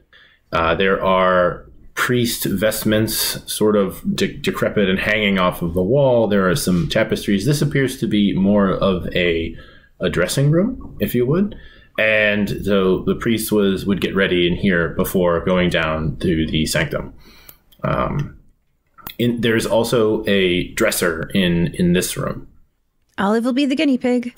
All right. I wouldn't want to risk Derry or Derry's lady or the elk. So I'm going to open up the dresser drawers. All right. So in the dresser drawers, this appears that it is another storage area for some things. There are some gross clothes that sort of touch them and they disintegrate, and underneath a pair of socks that when you touch disintegrates, there is a few coins, or 12 gold coins. There are 3 rubies, 1 emerald, presumably spares from up top. They look very similar. And then there is there's a coin. It is a very large coin, and on one side it has a 1, and on the other side it has a 20. Ooh. Okay, and you can, and touching it, you can feel that there is a magic about the ring. All right. I'd like to do an insight check on the ring. Black. Sorry, not on the ring, on the coin. Excuse me. Yeah. Oh, I know what you meant. So I'd like to do an insight check on Black, and kind of get a feel for how interested they are in this treasure that they can probably see. Because I opened a drawer and I'm like... Okay, so go ahead and roll for that. 22. Yeah, so he does not care at all. He is there sort of arms crossed, rocking back and forth and tapping his foot. He's just let's go. But he doesn't want to say anything. He's just silently allowing you guys to do your thing. If he had a watch, he'd be like, what time is it? Are we going to go soon? Yeah, let me just distribute this treasure to my friends. And Aaron and Zelek, I'd like to do a little side chat with you away from Black. All right. I'm going to definitely distribute gems to you as well, but I want to talk about the situation. Let's go. Yes, huddle. Okay, you step out of earshot.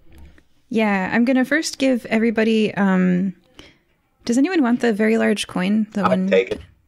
Okay, all right. That goes to Zelek. That's magic. And then Yeah. And... Okay, and then we can each have a ruby. And then one of you can have an emerald and one of you can have 12 gold.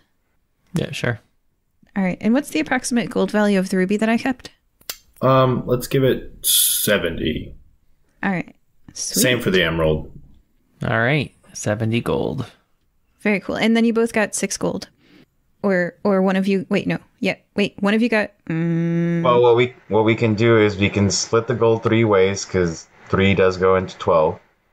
That's true. All right, 4 gold each, yeah. We can take the remaining gem to a gem cutter and have him split it 3 ways. Oh, cute. We could. I personally don't want it. Oh, you could make them into friendship pendants. Wait. Okay. You could. I'm down for She's that. like, well, that's what we're doing now. Yeah. Yep. Idea has been adopted. Okay, friendship bracelet emerald. In true fire-breathing kittens fashion, it becomes friendship jewelry. That would be cool, like if you had an emerald. All right, anyway, so how do we convince Black to free Larry so that Larry can open a flower shop? Because, like, Black is not interested in this gold. They're here for something else. What do you guys think it is? I think they're probably here for the big magical artifact, but we could always kill him. But if we kill Black, then Larry might return to death. He's probably better off returning to death. I mean, the flower... Are you okay, Zelek? Listen, look, necromancy is an unnatural kind of magic. You know, I know this is pot calling the kettle black, but it's probably better off for him to go back to resting. You know, he lived his life. I mean, the flower shop ideas, you know, that's all cute and all, but maybe he's better off going, you know, back to the afterlife. He can do a flower shop in heaven, you know, or hell, wherever he went. I don't know. Yeah, that's true. In D&D, there's like a defined, definitive afterlife that this person is being deprived of attending because they're stuck as a skeleton here. That's fair. Right. I mean, usually when the necromancy happens, they don't bring the soul back, but this time it seems like he did, so maybe, you know, maybe it's time for us to black, you know? Oh my. All right. Aaron, thoughts? I think we should kill him. I think right. it's also very useful because I can take his shape and his memories when we kill him. Wait, what? New level 6 ability, Mantle of Whispers. Oh, good. Okay. I have such charming friends, and I'm definitely on your side. Y'all should be on a team with me. Please never kill me in the dark. All right. Well, this sounds great. Hey, Derry, come here. I just need a hug real quick. He like scampers over and climbs up your leg and is like hugging you and snuggling. I missed you so much, Derry. I'm just crying into the badger for I'm fine. Let's keep going. And while she's doing that, I'm gonna look at Aaron and like, all right, well, while she's having a nervous breakdown, are we doing this now, or are we gonna wait and see what he's really after? What do you think? I'm the pragmatic type, so I say we just shoot him now, before he can get what he's after. Well, do you think you could restrain him? Because I could always cast Zone of Truth and find out exactly what he's thinking. I can kneecap him.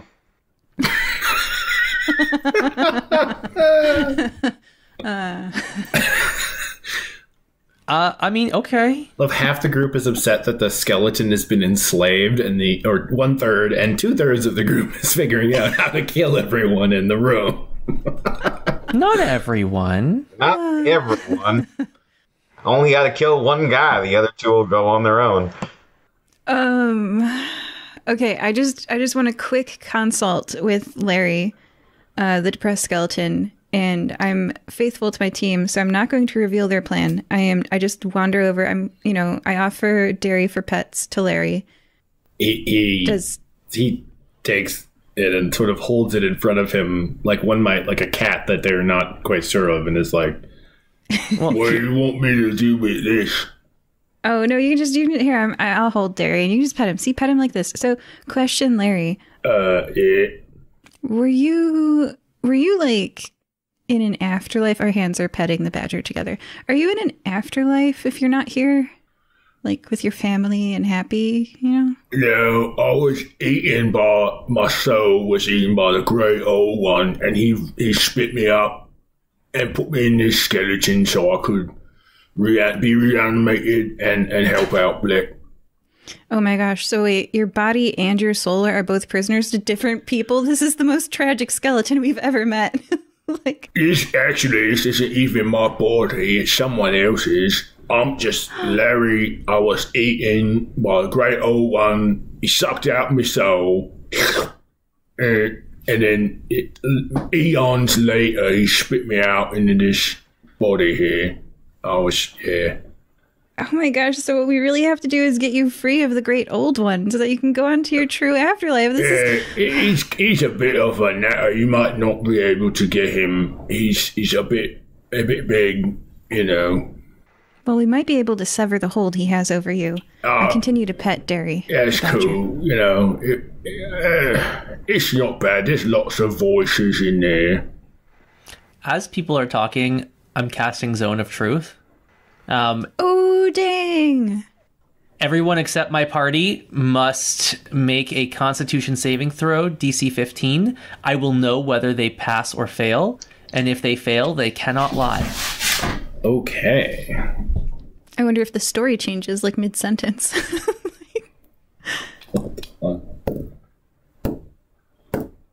Okay, so you know that Larry has failed and is now telling the truth? Or is telling the truth? Mm-hmm. Barry has passed and has also failed.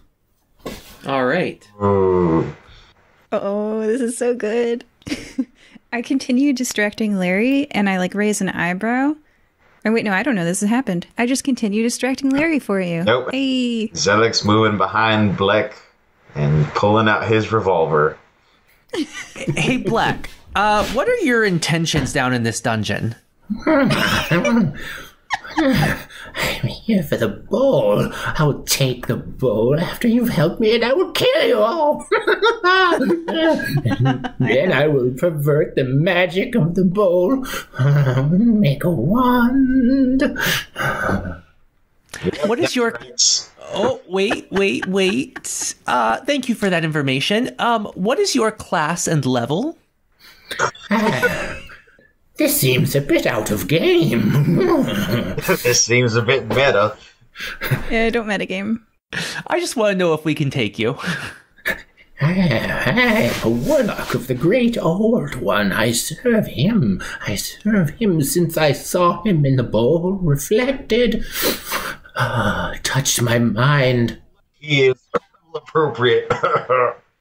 Oh, the bowl is how the great old one took over Bleck's mind. Wait, is Bleck a victim too? Not that bowl. No, I have not eaten from that bowl. Not yet. Do you serve the great one willingly?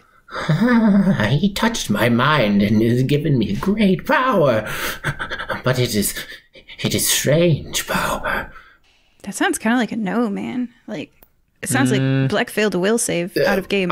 So, like, out of game, Bleck is cuckoo bananas. So, he, like, I guess he would be in the realm of can't consent, you know? But, yeah, but he's not, he doesn't seem upset. Like, he's having a good time, but he's cuckoo. The only decent thing to do is to put him down. I'm thinking so, too. Bleck, is there anything you haven't told us yet? Anything that we should know about this dungeon or about you and your friends? I don't think so. I will use the magic of the bowl. And I will create a wand that will ruin breakfast forever. Yeah, no you won't. And I pull the trigger behind him. Okay, so I guess we're going to roll for initiative, and I'll give you that shot first as a surprise. And he takes... he's not surprised, and he gets to act in the first round, but I'm going to let you do that pre-combat, and then we'll roll initiative and go into that order, okay? It's 15 to hit.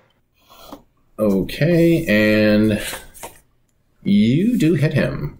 Alright, so he's going to take a d10 plus 5. 9 total damage. Piercing damage, if that matters. Does not. All right, so let's roll for initiative, please. Ooh. 18 plus 2, non-natural 20.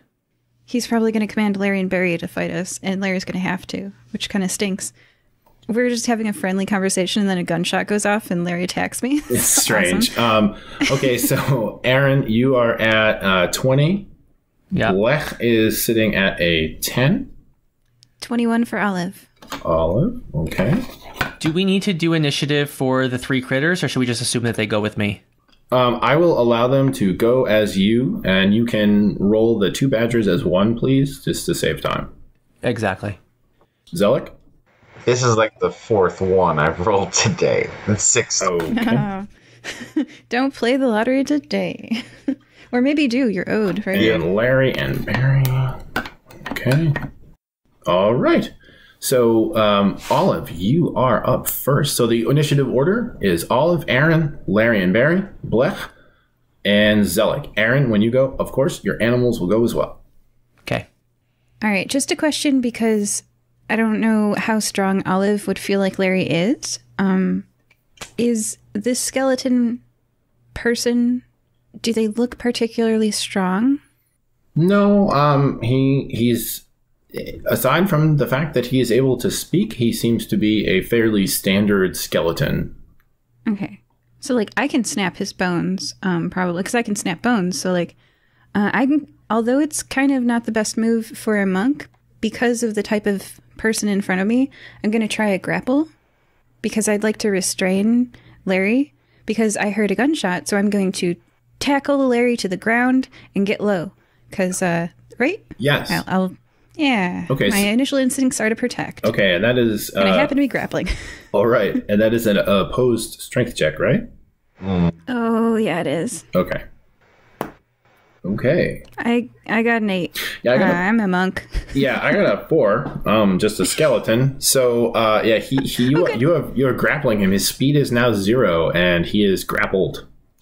Excellent. And if I can, I'd like us both to be laying on the ground because, air quotes, I'm protecting him from the bullets.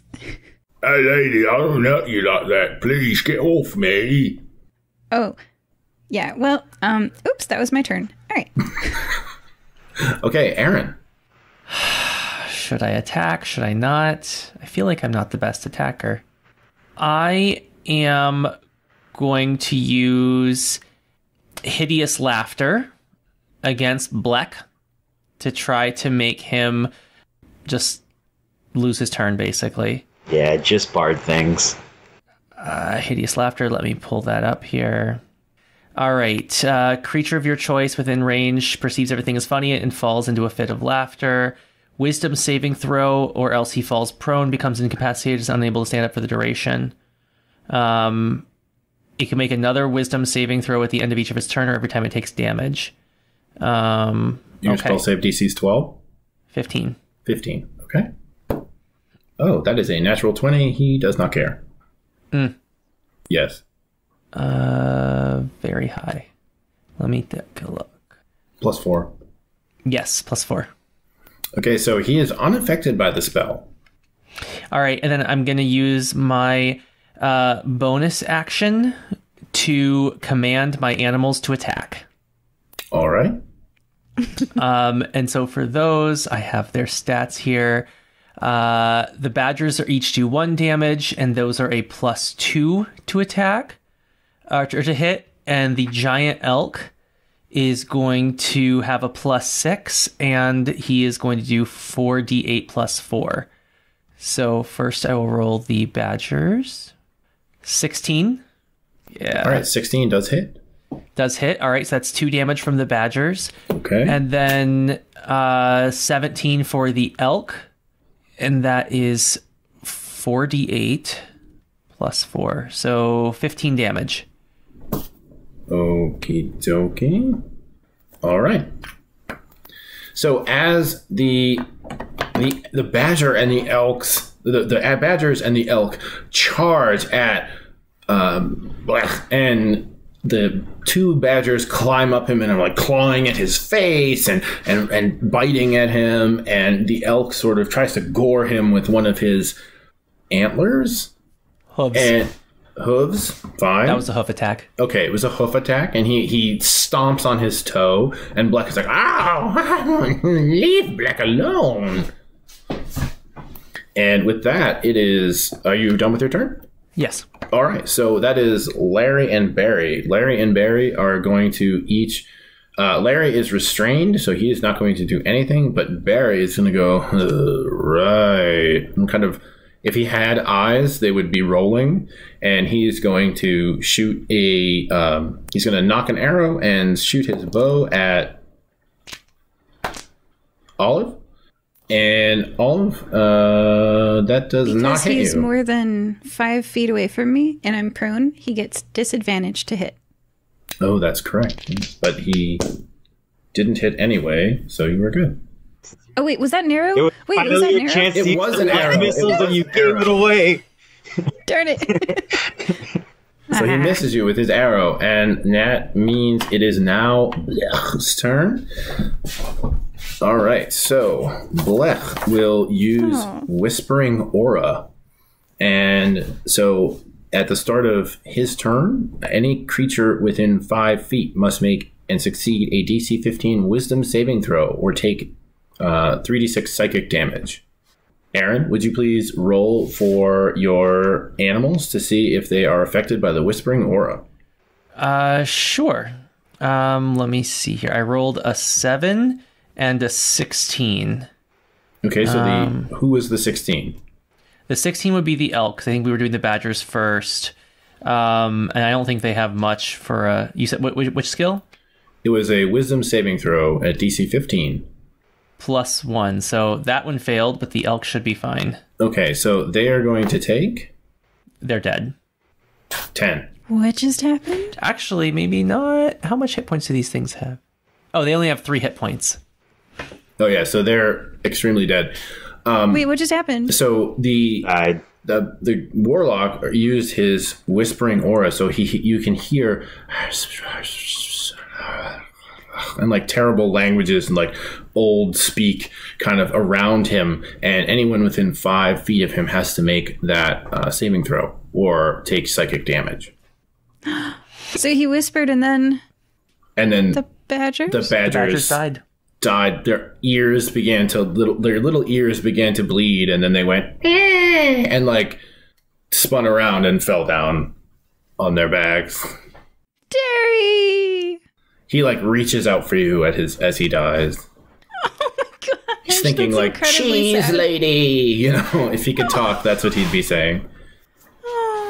And now the warlock is, so Blech is going to, let's see. He's going to Eldritch Blast at, he's going to Eldritch Blast at you, Olive, and hold on one moment. It's a range attack, and I'm prone. Yes, so he will be rolling at disadvantage, but that's okay. One sec. Okay, he definitely hits, and so you were going to do 1d10. 9 Eldritch Blast damage. So as he calls out the name of his great old one, and he shoots forth a beam of force at you, and it knocks into you for 9 damage. Oh no, I was already injured. Uh-oh. Forgot about that. I'm down to 19 hit points. Oh boy. Well, about that. And that is Blech's turn. So Zelek, you are up. You are behind Zelek, and you are, I'm going to say, not within 5 feet of him because you were not affected by his Whispering Aura. Yep, and I'm using range, so let's say 10 feet. Sure. Is he holding anything? No, he's really just free-handed. He has the book in his satchel. All right, so I'm going to shoot at Barry. He's holding a bow, right? Barry is holding a bow. All right, so I'm going to spend a grit point to use my disarming shot, and it's a 28 to hit. Yeah, that hits a skeleton. So he takes 10 damage, and he's got to make a strength save against a DC of 16. Okay, that's going to be tough for a skeleton. So he does not make the strength save, but he is still alive. All right, so the bow gets blown out of his hands and moves 10 feet away from him. All right, the bow is gone from his hands, and he sort of the bullet ricochets off of him, and his hand sort of becomes a little bit more gnarled. Bone fragments go out, and he all right, and I will action surge. Oh, and my next shot will be on Curly, also known as Black, and that's a 23 to hit. Oh yeah, that definitely hits. And he takes 15 damage. Ooh, ouch. The DM will make adjustments. It's hard. I have all this stuff, and it's I don't have any space to do it. And on my towel, I can never tell exactly what the roll is. That's why I use the Wizards of the Coast roller online. Oh, I have real dice. Sorry. Yeah, I mean, I have real dice too, but I have nothing soft to roll them on. All right, I will readjust. Okay, we're good. I can roll here. And sorry. I think that brings us. Oh, you're still on your turn? Yeah, all I'm gonna do is use second wind as a bonus action, and I'm done. So I just need to roll D10 plus 6. Have you taken any damage? From the cloud kill. Oh, from the cloud. Yep, I'm back to full. All right. So with that, Olive, it is your turn. You are in a loving embrace with a skeleton on the ground.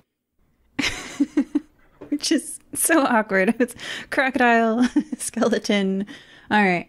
I possess a rope, so I'm going to say, Larry, I'm not sure what's going on here, but Black killed Derry, and he needs to pay, and I need you to not interfere, and I'm going to tie up Larry. That way I don't have to continue to restrain Larry. Okay.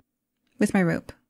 I'm going to put my foot on them, and then use my 2 hands to tie them.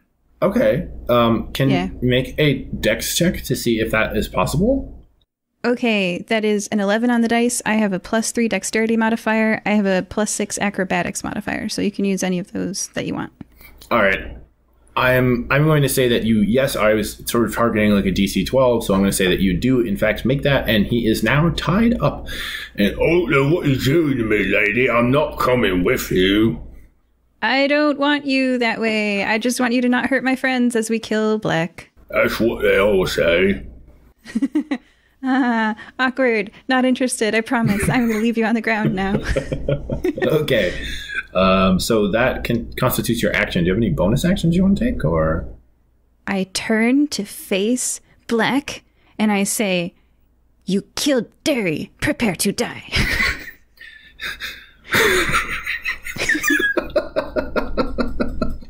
Okay. The DM is overcome by laughter and has no response to that. Aaron, it is your turn. You and the elk. Yes. So first for my turn, I'm going to try to heal my friend Olive here. I'm going to use my action to cast Healing Touch, which will heal her 11 points. And then I'm also going to whisper, "Hey, you can do this," which is Healing Word, which is a bonus action, which will heal her 6 points. So total 17 points of health back to Olive. Woo! Nice Thank you. job. I went from 19 to 36. And then my elk is going to do another hoof attack against Bleck. And it is a 21 to hit with 22 damage. Ooh, that is What? he Yeah, this elk is really strong, actually. Oh my gosh. Hey, elks are no joke. Did you say 21 damage? 22 damage. 22 Yeah, damage. this elk basically Wow. has the stats, if you look at it, of another player. Yeah, I do less damage than that. Yeah, so the elk Less damage than that. the elk rears up and sort of he's standing on his hind legs and sort of pummels Blech in the face with his with his hooves, and he leaves like a big hoof print on his face, and he's like, no, animal, leave me alone. No, Blech has done nothing to you. Fun fact, the elk max damage would be 36. That's gross. Oh, goodness. That is absolutely disgusting. That is disgusting. Wow. Did not realize. Yeah. I'm going to hold on to this bag of tricks. Every adventure, we'll see what we get. All right. Is that the end of your turn? Yes. All right. Larry and Barry's turn. Larry is now stuck on the ground, so he is doing absolutely nothing. What is that you trying to tell me? I'm not into this kind of S&M thing. And so he's... Ew, no. He really thinks that you're after him, but and Barry now he has no bow, so he whips out his short sword and comes in and charges up at Zelek. And Zelek, he attacks you, swings at you, and you are able to deftly dive under his poorly placed slashes while he yells, "Right!" Oh no, I went left. Thank you, that was good. And so now it's Blech's turn again. Blech is going to again use his Whispering Aura. That's a static effect that happens every turn. So if you could make the damage roll or the DC 15 Wisdom save for the elk, Aaron. The wisdom DC, one moment. His wisdom is +2. 8. Okay, so he does not. So he is going to take 10. No problem. He's got 42 hit points. This is a tanky elk. Wow. That elk is... Does the elk have like a helm that we can give him? Like, can he become part of the party? He can understand you, I feel like. I know, right? Did you name the elk? The elk has no name? His name was Sylvan. Sylvan. I like that. That's beautiful. So now he is going... Now the warlock is feeling a little nervous, so he is going to cast an armor spell on himself.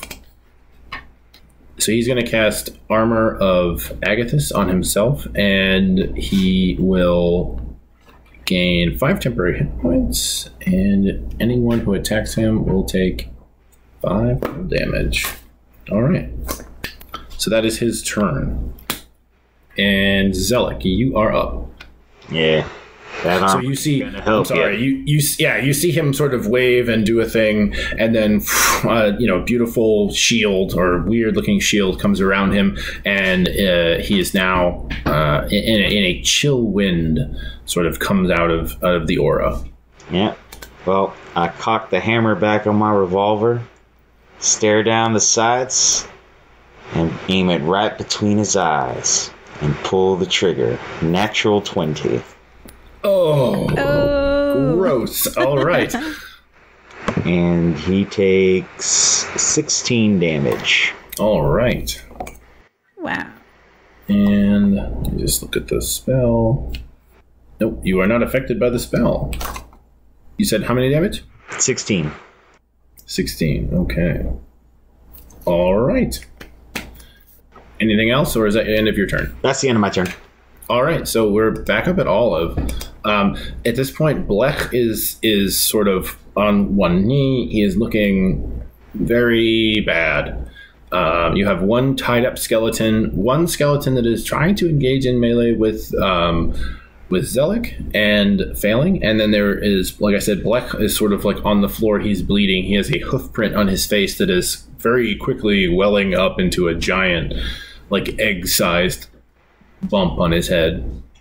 Very much like you killed my father, prepare to die. I stalk towards Blech, and doing non-lethal damage, I'd like to hit an 18 to hit, Yep. and a 21 to hit, and then Flurry of Blows to expend a key point, so I only have 5 key left, for a 13 to hit and a 14 to hit.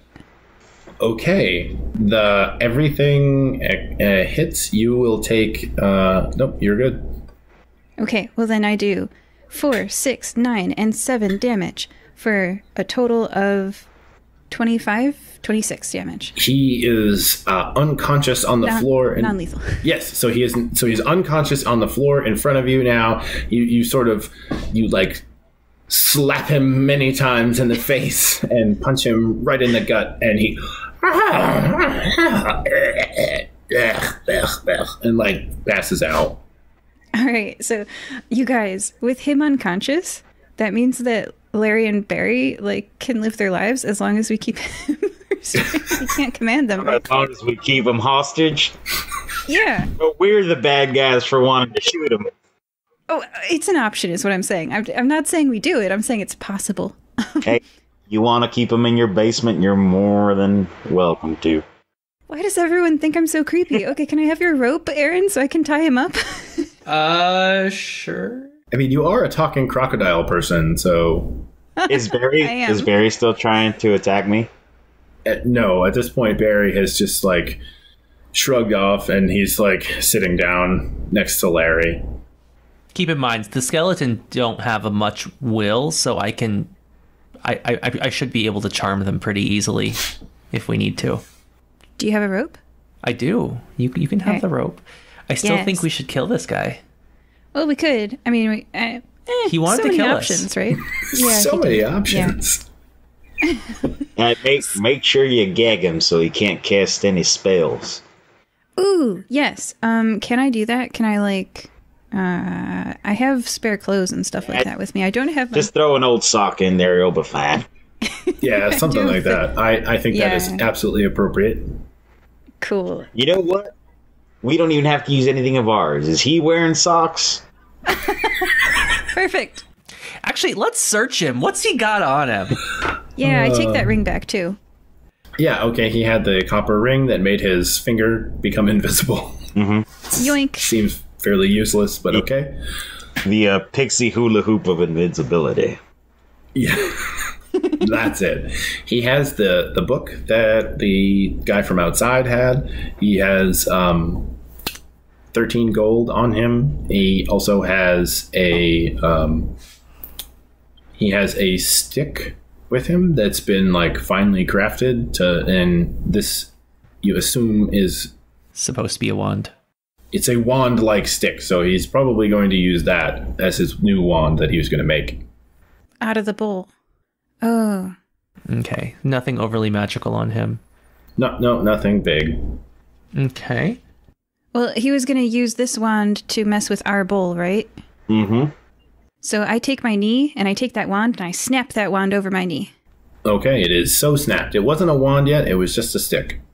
Yeah, but now it'll be harder for him to backstab us. Haha. You know what would make it really hard for him to backstab us? When I put a bullet right in him right now. Plus, I'm just saying, if we kill him, I absorb everything he knows. I can read this book. What? I can, yeah. Okay, all right. You can. You're gonna Shang Tsung him? I don't know what that means, but yes.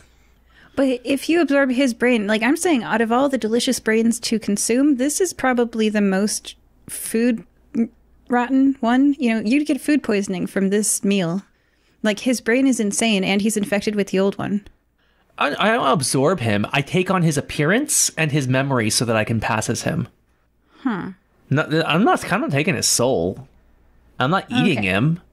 All right, so you wouldn't become a warlock of the great old one if you... No, I will look like him, and I will have his memories and his... I assume I would be able to read the book because he can read this book. Yes. All right, well, I will coup de grace him. Oh, wait, no, it has to be Aaron.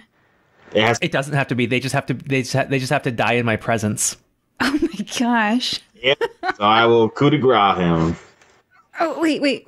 So I agree with that. And I want to ask Larry, the tied up skeleton, who says things other than left and right. He only says right. Oh, yeah. So that's Barry. So this is the depressed one who wants to open a flower shop. Larry, it was really nice getting to know you. And if killing Black means that you leave this world, I just wanted to say, I hope you open a flower shop where you're going. All right, thanks, lady. Yeah, here's your cheese back. Oh, it like never got eaten. It just like went inside him. Cheese. I don't have a tongue or stomach or esophagus. It would have been hilarious if he would have said, I'm lactose intolerant. Well, that too, but you know. Man, you're just having... But he won't get the diarrhea anymore. Okay, all right. Well, it was nice meeting you, Larry. Goodbye. We'll see if they de-animate. We don't know. We don't know. Okay, go ahead. Sorry, Zelek, I had to say goodbye. Go ahead. All right, well, all your goodbyes are said. We're all, copacetic now. Yeah, I closed the eyes of Derry the Badger. I'm poised and ready over Black. All right, well, time to send you back to your great old one. I say as I cock the hammer back and just shoot him in the head. And Okay. as he does, Aaron leans down and starts whispering into the corpse's ear, and you see his body gradually morph into the shape of Black. Wow. Whoa. Is unsettling. I try. Dead guy. Hey, I'm a revenant, and I think that's weird. Zelek's saying. Undead, and I think that's creepy. Yeah. No. Yeah. So after you shoot him, you see. Obviously, there's brain and blood, and it's gross, and he is all kinds of dead. And Larry and Barry sort of both look up, and you see a spirit, sort of animated blue, mists come out of their mouths, and then as soon as it comes out of the mouths, the bones sort of stay still for a moment, then they just drop into big piles of bones, and you imagine that their spirits have gone back to the great old one. Can Aaron absorb them? I would say, do I now have the knowledge that Bleck had that he originally used to bind those spirits into those bones? Because it did leave a spirit left a living body. Can you did they air quotes die? Can you So they were not animated by Bleck. They were animated for Bleck by the Great Old One, which is why they are slightly different than normal skeletons. Gotcha. Okay. I just I have a bottle, so I'm through the air. Do I catch it? Yes, you have his toe his spiritual toe is now in a bottle that you have on you. Oh no, that's not good. I let it go. Okay, I'm sorry. Okay, it's gone. Spirit toe. Okay, in Ocarina of Time, you can capture fairies, and it was just so satisfying to get them in the bottle. You can catch Pose that way too. Yep. Yes. So, I'm Zelda flashbacking right now. Okay. You can also apparently, send Ganondorf's attacks back at him also. Because bottles are broken in this game. Yeah. So one question I have here, now I have all of Bleck's memories and knowledge. Is there anything that I would now be suddenly aware of that was going to be immediately helpful? Anything that we didn't think to ask before that he lied to us about? Yes. So a lot happens as you probe through your memories. You sort of close your eyes, and these images present themselves incredibly quickly in front of you, and you see first you see Bleck's plan, and Bleck's plan was to you see him over your dead bodies at the bowl of the glyph bowl of Crisperon. He lifts it up off of its pedestal, and he speaks its name and uses the wand in an arcane ritual to pull the magic out of it and pervert it into a wand of mush. And this wand will make anything that it is pointed at turn into mush. And because of this, you also know what the actual property of the bowl of Crisperon is, and that any cereal poured into the bowl of Crisperon will never get soggy in milk, and it is an amazing breakfast for everyone. It gives you extra 5 hit points, 5 temporary hit points when you eat breakfast from this, and your cereal never ever gets soggy no matter how long you leave it in there. You also, as you probe further and further back, you go back to the time when Blech was a child and when he was eating cereal from his bowl, and he left the bowl on the table for too long, and the milk went sour, and he came back to it, and after he came back from playing for the day, he looked back into the bowl, and the full moon behind him reflected, and you saw the face of the great old one, Cthulhu, which caused him to go insane. And because you saw the face as well, you must roll on the madness table and have a indefinite madness that you gain. Oh no! I knew this was food poisoning. You dug What do I roll? So you are going to roll a D100 and tell me the result. 3. 3. Okay.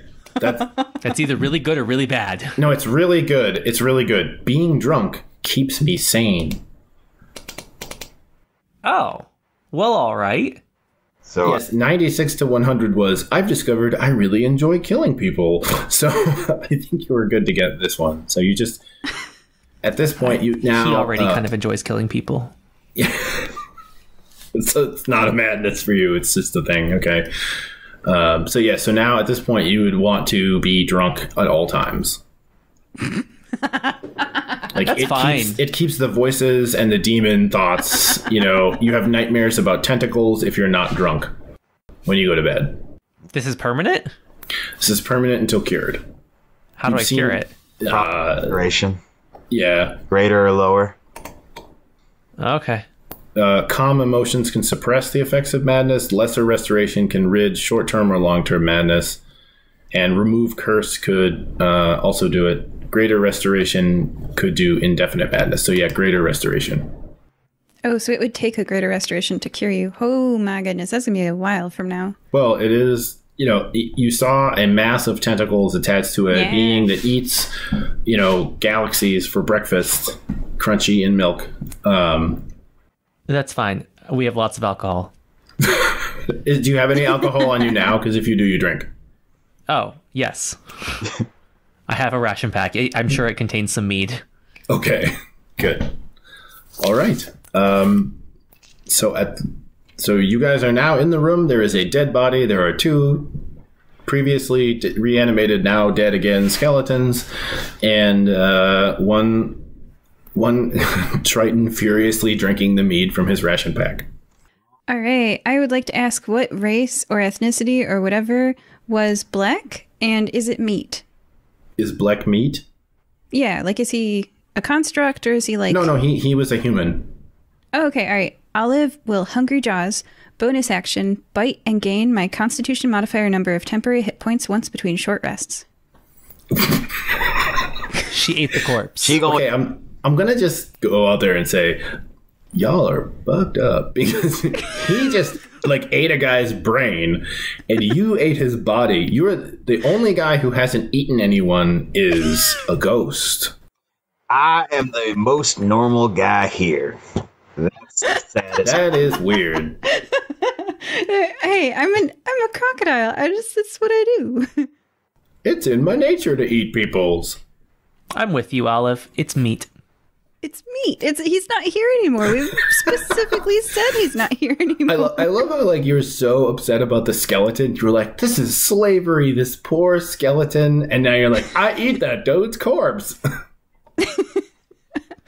Yeah. What's he mind? This is off brand for you. Not really. I feel like Olive is much more invested in free will and autonomy than in sacredness of things like a corpse. Yeah, man. Corpse has no autonomy. He's not using it. I don't judge.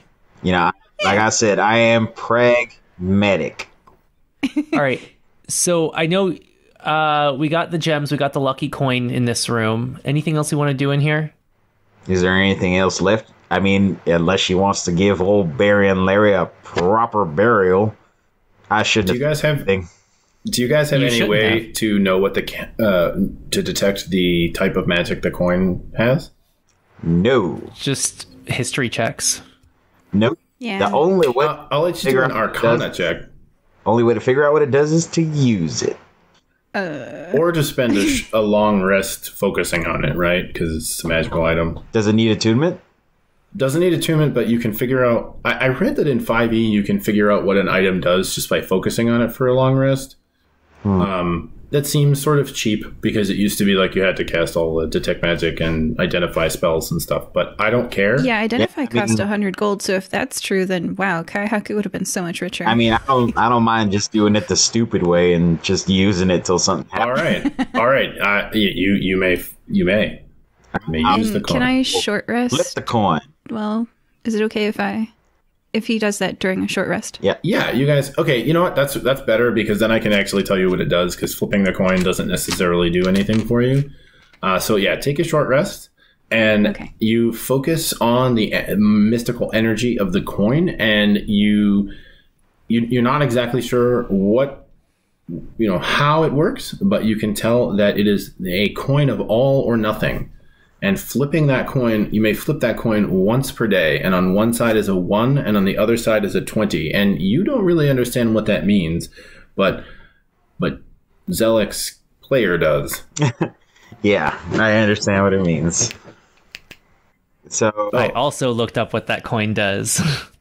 Yeah, I wanted everyone to get like a fun magical item, so... So you can flip it in place of rolling a d20, heads is a 20, tails is a 1. Yep. It's an all or nothing chance. You don't know. Oh man. Aaron, I feel so bad that I gave you indefinite madness. I feel bad, but as you were like, I'm gonna eat that guy, I was like, don't eat the guy, don't eat the guy, don't eat the guy, don't eat the guy. And then Olive's like, don't eat the guy. And I was like, I didn't think I would get madness from it. I'm just supposed to be able to pass as him. It's not, but see, because the way you described it was that you gain his memories, and it wasn't. Yeah. So it's the seeing, like in the Cthulhu mythos, if you see a great old one, it drives you insane because it's an unknowable thing that now you know.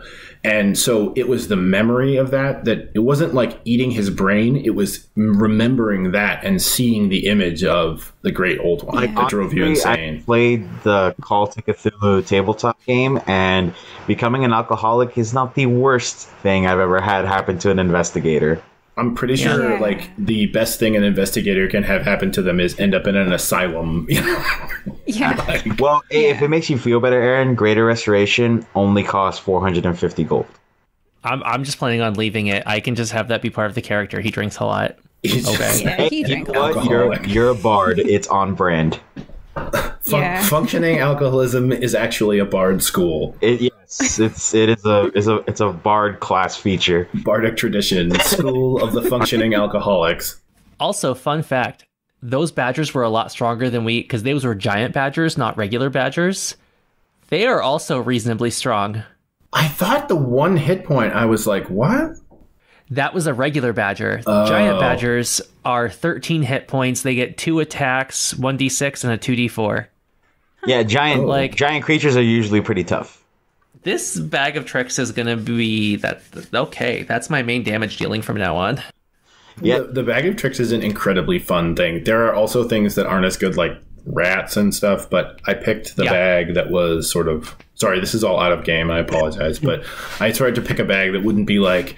Dragons come out, because there are other colored bags and they're worse.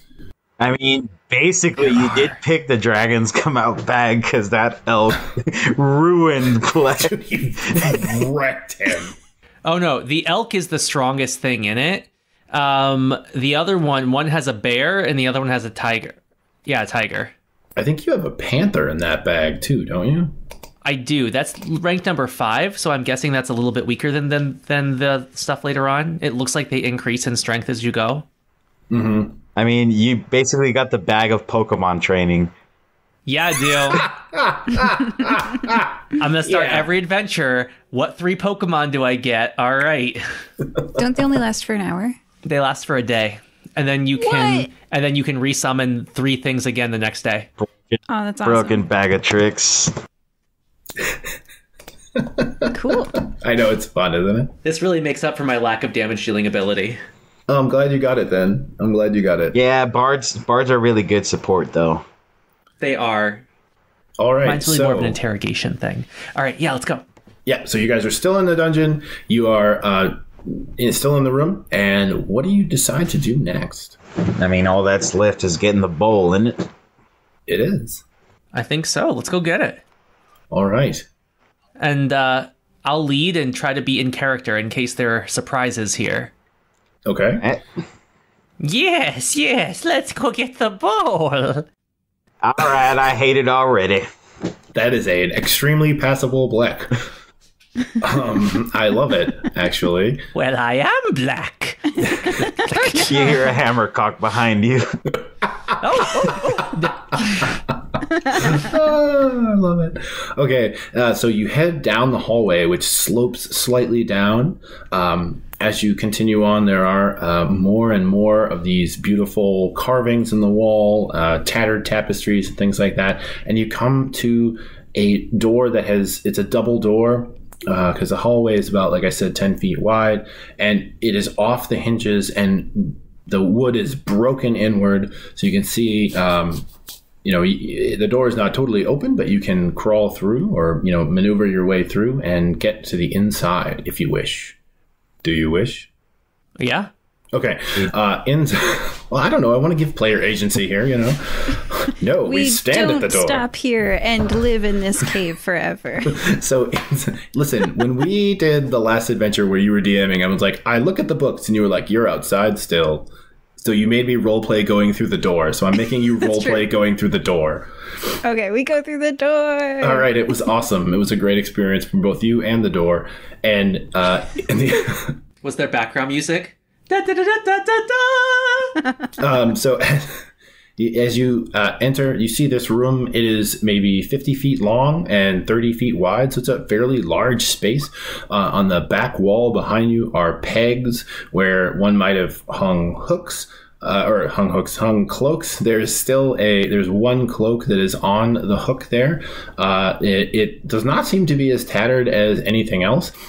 In the room, there are remnants of cloth. Other places, there's broken furniture strewn about. There is broken weaponry and bodies that have turned to skeletons, and most of this is covered in a layer of dust. So again, a very old area, but you, yeah. So yeah, you're good. That's it. What color is the cloak? It is a white cloak with some purple stitching. I put it on. As you put the cloak on, you hear a high violin music start that seems to be emanating from the cloak. And it sounds like that tense part in The Godfather when, a body is going to show up any minute now. But you can hear that music coming from the cloak because it is a magical cloak of accompaniment. It's a cape of accompaniment, which plays appropriate music for any situation. Oh, I know who this has to go with. Aaron.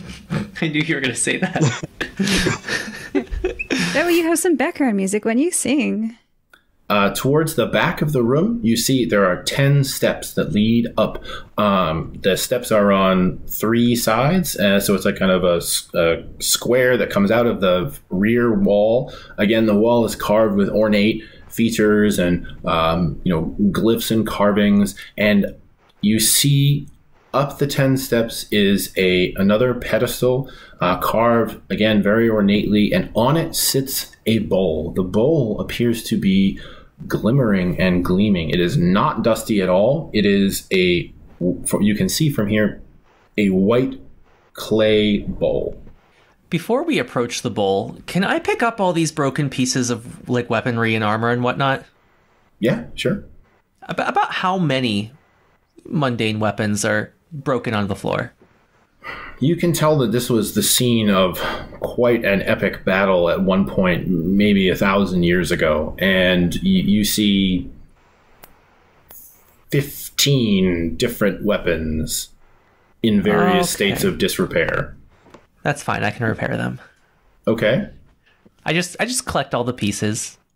Okay. You also notice that there is towards the back of the room and on the sides of the room there are quite a few number of spider webs and cobwebs and things.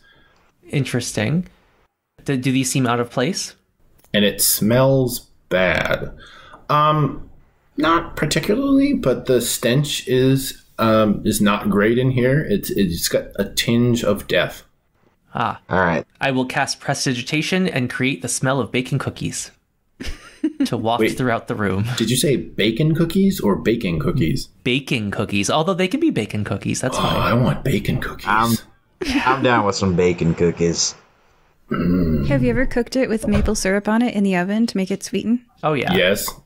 Bacon And use candy? bacon grease instead of butter. Uh-huh. This is why I'm fat.com. I don't know. I tried lard cookies and they had this like really bad texture on your teeth. I don't recommend that. All right. Well, now the place smells like cookies, and I have collected 15 broken weapons. We'll just stow those away. And is there anything else that we notice in this room besides the bowl? No, you don't notice. Well, make an perception check for me.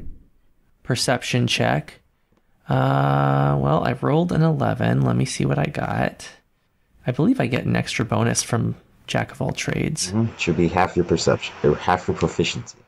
Yes. Which just negates my decline in perception. So 11. Okay. Yeah. No, you don't notice anything else around. Just the bowl, the webs, the cookie scent. It's like an open house in here, except for the fact that it looks like a dump. Well, let's this bowl of Doritos and go back to Doug or whatever his name is. Yes. Doug. Yes. Let me grab the bowl. All right. I've got the potion ready to throw on the ground. All right. As you do that, there are. Let's see. Where are the dice that I need? Here they are. Olive and Zelek, you are attacked from behind as this happens and are surprised. You are surprised by... See, this is why I have temporary hit points. You judge me. No, it's fine. It's fine. You do you, girl. You do you. So you are going to take 1d10 plus 2... 11 damage, and you're going to take another... Where is it? Hold on, it's on my sheet. 13 poison damage. Both of us take that? Yep. My goodness, I'm so glad I ate that person. Oh, I'm sorry. I'm sorry. You get a save on the poison damage. I apologize. Okay. Sorry. Con save, DC 11. Sorry about that. I still took it. I'm down to 21 hit points from 45 total, including temporary, down to 21. I scream as I get stabbed in the back. I got a 19 on con. All right. So you only take half of that damage from the poison. Was it 13? So 6. Yeah, call it 6. And you have been... What a surprise! You have been bitten by... As you spin around and you see a giant spider in front of you, and it has taken a chunk out of you. Yeah, I'm about to take a chunk out of him. And with that, please roll initiative. Or her. And these hands are rated E for everybody. 10. Nice. Can I free action scream, grab the bowl? Yes, you may free action scream, grab the bowl. Cool. All right, I'm sitting at a 6. Where are you guys? So, Aaron, you said 10? Okay. Zelek? 24. Olive? I like to expend my natural 20s on initiative. All right. So, what was the total? Was it just 20? 23. 23. Okay, so Zelek, Olive, Aaron, and the spiders. Zelek, you are up. All right. How close is the spider? He is within 5 feet. Okay. And is he holding anything? No, he's a spider. He can hold stuff. Oh, ye of little faith. He's not. He is not holding anything. He is spidering. I will use a grit point to use my Deadeye shot, which gives me advantage. All right. And it's a 24 to hit. Oh, you definitely hit. 15 damage. Ooh, 15 damage. All right. Spider number 1 is not feeling too good. Any other moves, Alec, or are you done? We short rested, right? You did. Yeah. All right. I'm going to. Nope. I'm going to use my bonus action to second wind, and whoever's next can take their turn while I do that. All right, Olive is next. I have a question for Zelek. Mm-hmm. Do you weigh about 180 pounds or less? That is a great question. It's fairly personal. He's a corpse, so Yeah. you would think not. Well, if I do, I'm still carrying 62 pounds. Okay. That's a good point. So, I mean, I will say that I weigh, me personally, weigh about 180 pounds, but then I have all my gear. So it's going to be over Yeah. 200. I don't understand why people carry gear. The monk is confused. All right. How far is it between us and Aaron? Or the pedestal with the bowl? From you guys to the pedestal, I'll say you're in the center of the room, so you'd probably be about 25 to 30 feet away. Say 25 feet. Okay. Excellent. And then, Aaron, are you within grabbing distance of the bowl? I think so. Okay. I'm going to scoop up Zelek. I know that you're probably around 240 pounds instead of 180. So that means that I am a little bit encumbered. I have 180 pounds max carrying capacity and 360 pounds pushing or dragging, which is speed minus 5 feet. So what it looks like is probably not all that pretty, but what it technically is a speed minus 5 feet. I can pick up Zelek, scoop, Why? scoop, and then I can step of the wind. I can spend 1 key point to take the disengage, which means that I won't get hit by the spiders as a bonus action on my turn, and my jump distance happens to be doubled for the turn. My movement doesn't provoke opportunity attacks for the rest of the turn. As I move, now it is minus 5, so I'm down to 40 movement speed to the pedestal with Aaron, and I say, "Grab the bowl!" as I throw Zelek over my shoulder and appear beside you. All right, so you guys are heading up the steps toward the bowl. Yeah. All right. And I can move 40 feet without provoking attacks of opportunity. You are able to reach the bowl. She doesn't provoke attacks of opportunity, but do I provoke attacks of opportunity? I can carry you like a baby. You know what? I'm not sure, so I'm gonna leave it up to the dice. I'm gonna do a 50-50 on the attack of opportunity. And Or nothing. 4, 5, 6. That was attack of was yes, you do get the attack, so they will get the attack of opportunity, and they will. So one spider will attack you, and he will roll a natural 1 and absolutely whiff biting you. And the other spider laughs at him in spiderese.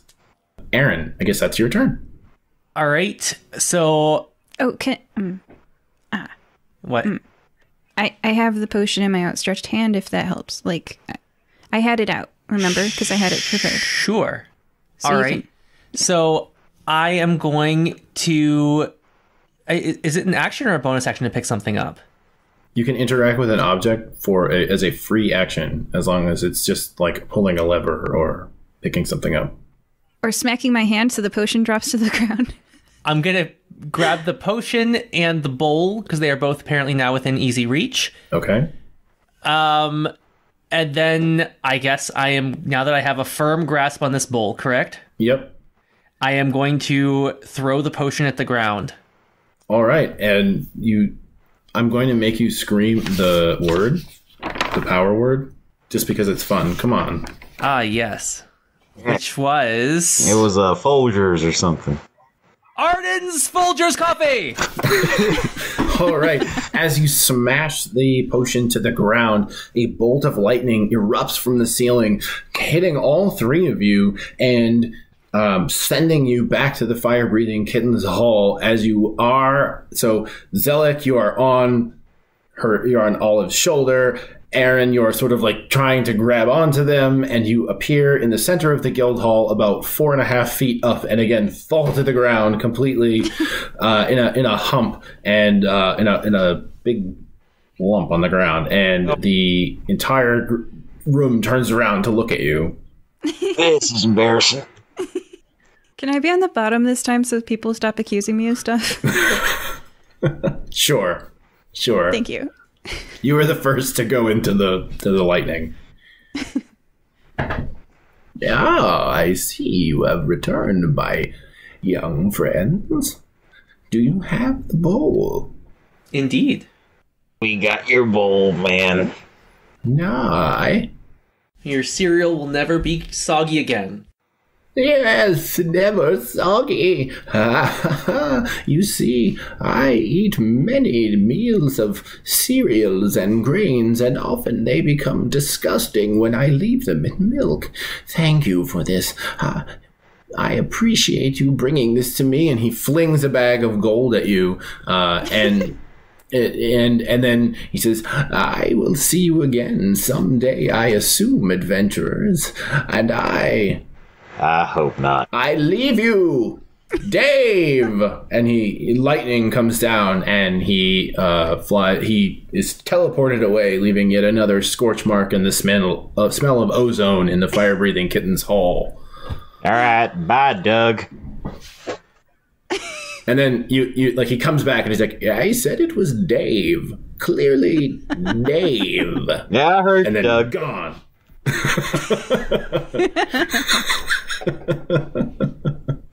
And so he gave 900 gold to y'all. Nice. You want to do 300 each, you guys? Yep. Sweet. So I'm really glad that played out the way that it did at the end, because of the way that can we discuss the game now, or is there an outro that I need to do? It depends if you want the audience to hear it or not. Okay, well, sure. Is there anything else that you guys wanted to do in the Fire-Breathing Kittens Hall before we conclude the adventure? Well, I am going to cast Mending on my 15 broken weapons and repair them into good standing order and open a business selling weapons.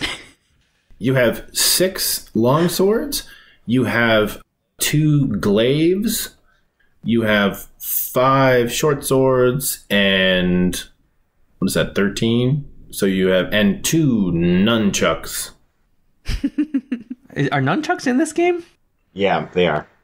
Yeah. All right, I will look up the cost values for those. They're monk weapons, actually. Are they? Oh, are they? Yeah, they are. There's a weapon master monk subclass, and they have nunchucks and stuff like that. Ooh. All right. I guess I'll sit at the bar and repair my pride. Oh, yeah, Aaron, you are definitely compelled to drink. Yeah. I'm going to top up that too.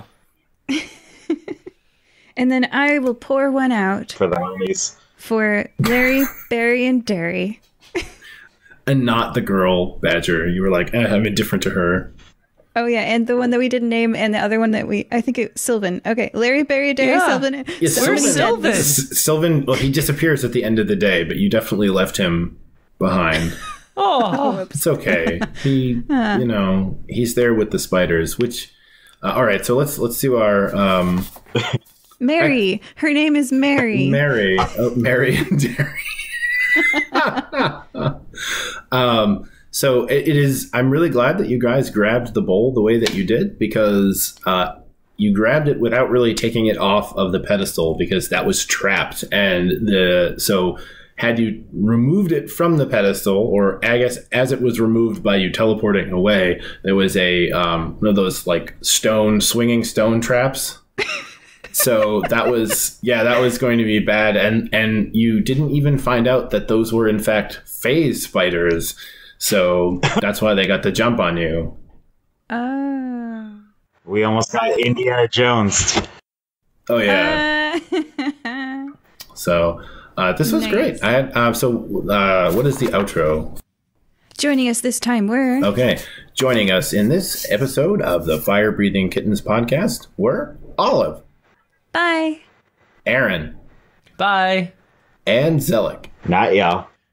Thanks for listening.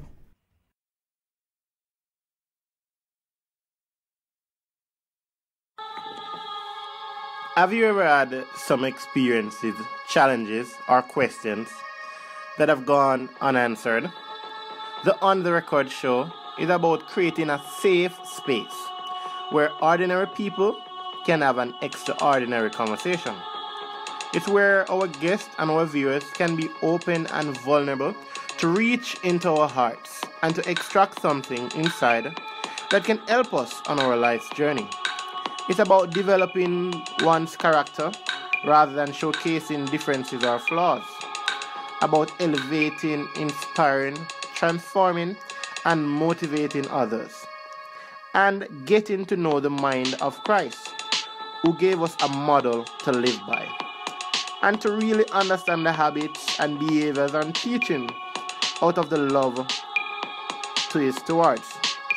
Because of our love for Jesus Christ and the mission to share the good news. Hello there, I'm Matt. And I'm Jim. From Dad's Doing Nerd Shit. We are three dads recording a podcast about the shit we love and whatever catches our attention. In the past, we've touched on everything from the MCU to cyberpunk, even cast iron pans. And honestly, my personal favorite, what would movies look like if you replace most of the cast with Muppets? We know we aren't the best at this podcasting thing, but if you make it through our technical difficulties, we will think you are pretty cool. New episodes go live Monday mornings on iTunes, Spotify, and wherever you listen to your favorite podcasts. We can also be found on Facebook, Instagram, and Twitter. So roll the dice and join us as we discuss the things we love and the culture around being a nerd. The following is a brief bit of the Pedro and Banana podcast. Do you know what really freaks me out about the mask, yeah? Everyone's wearing a mask, right? CCTV everywhere, yeah? You think this is a fantastic opportunity for bank robbers. Yeah, Nobody's robbed a bank. Yeah, Nobody's I know. robbed any banks. I've thought What's been exactly going on? the same thing. I thought banks would be getting dropped left, right and centre. Just any kind of crime like that where CCTV Anything, is necessary. where you wear everyone's got a mask on, so you can't really identify me. No, it wasn't me. It was him with the mask. That's not me. That bloke's got a mask on. I don't wear a mask. Yeah. Put a hood on, put your mask on, done. That don't even look like Covered. my shotgun. My shotgun's green. That one's black. I always had this Ferrari. That was the Pedro and Banana podcast. Find them wherever you find podcasts.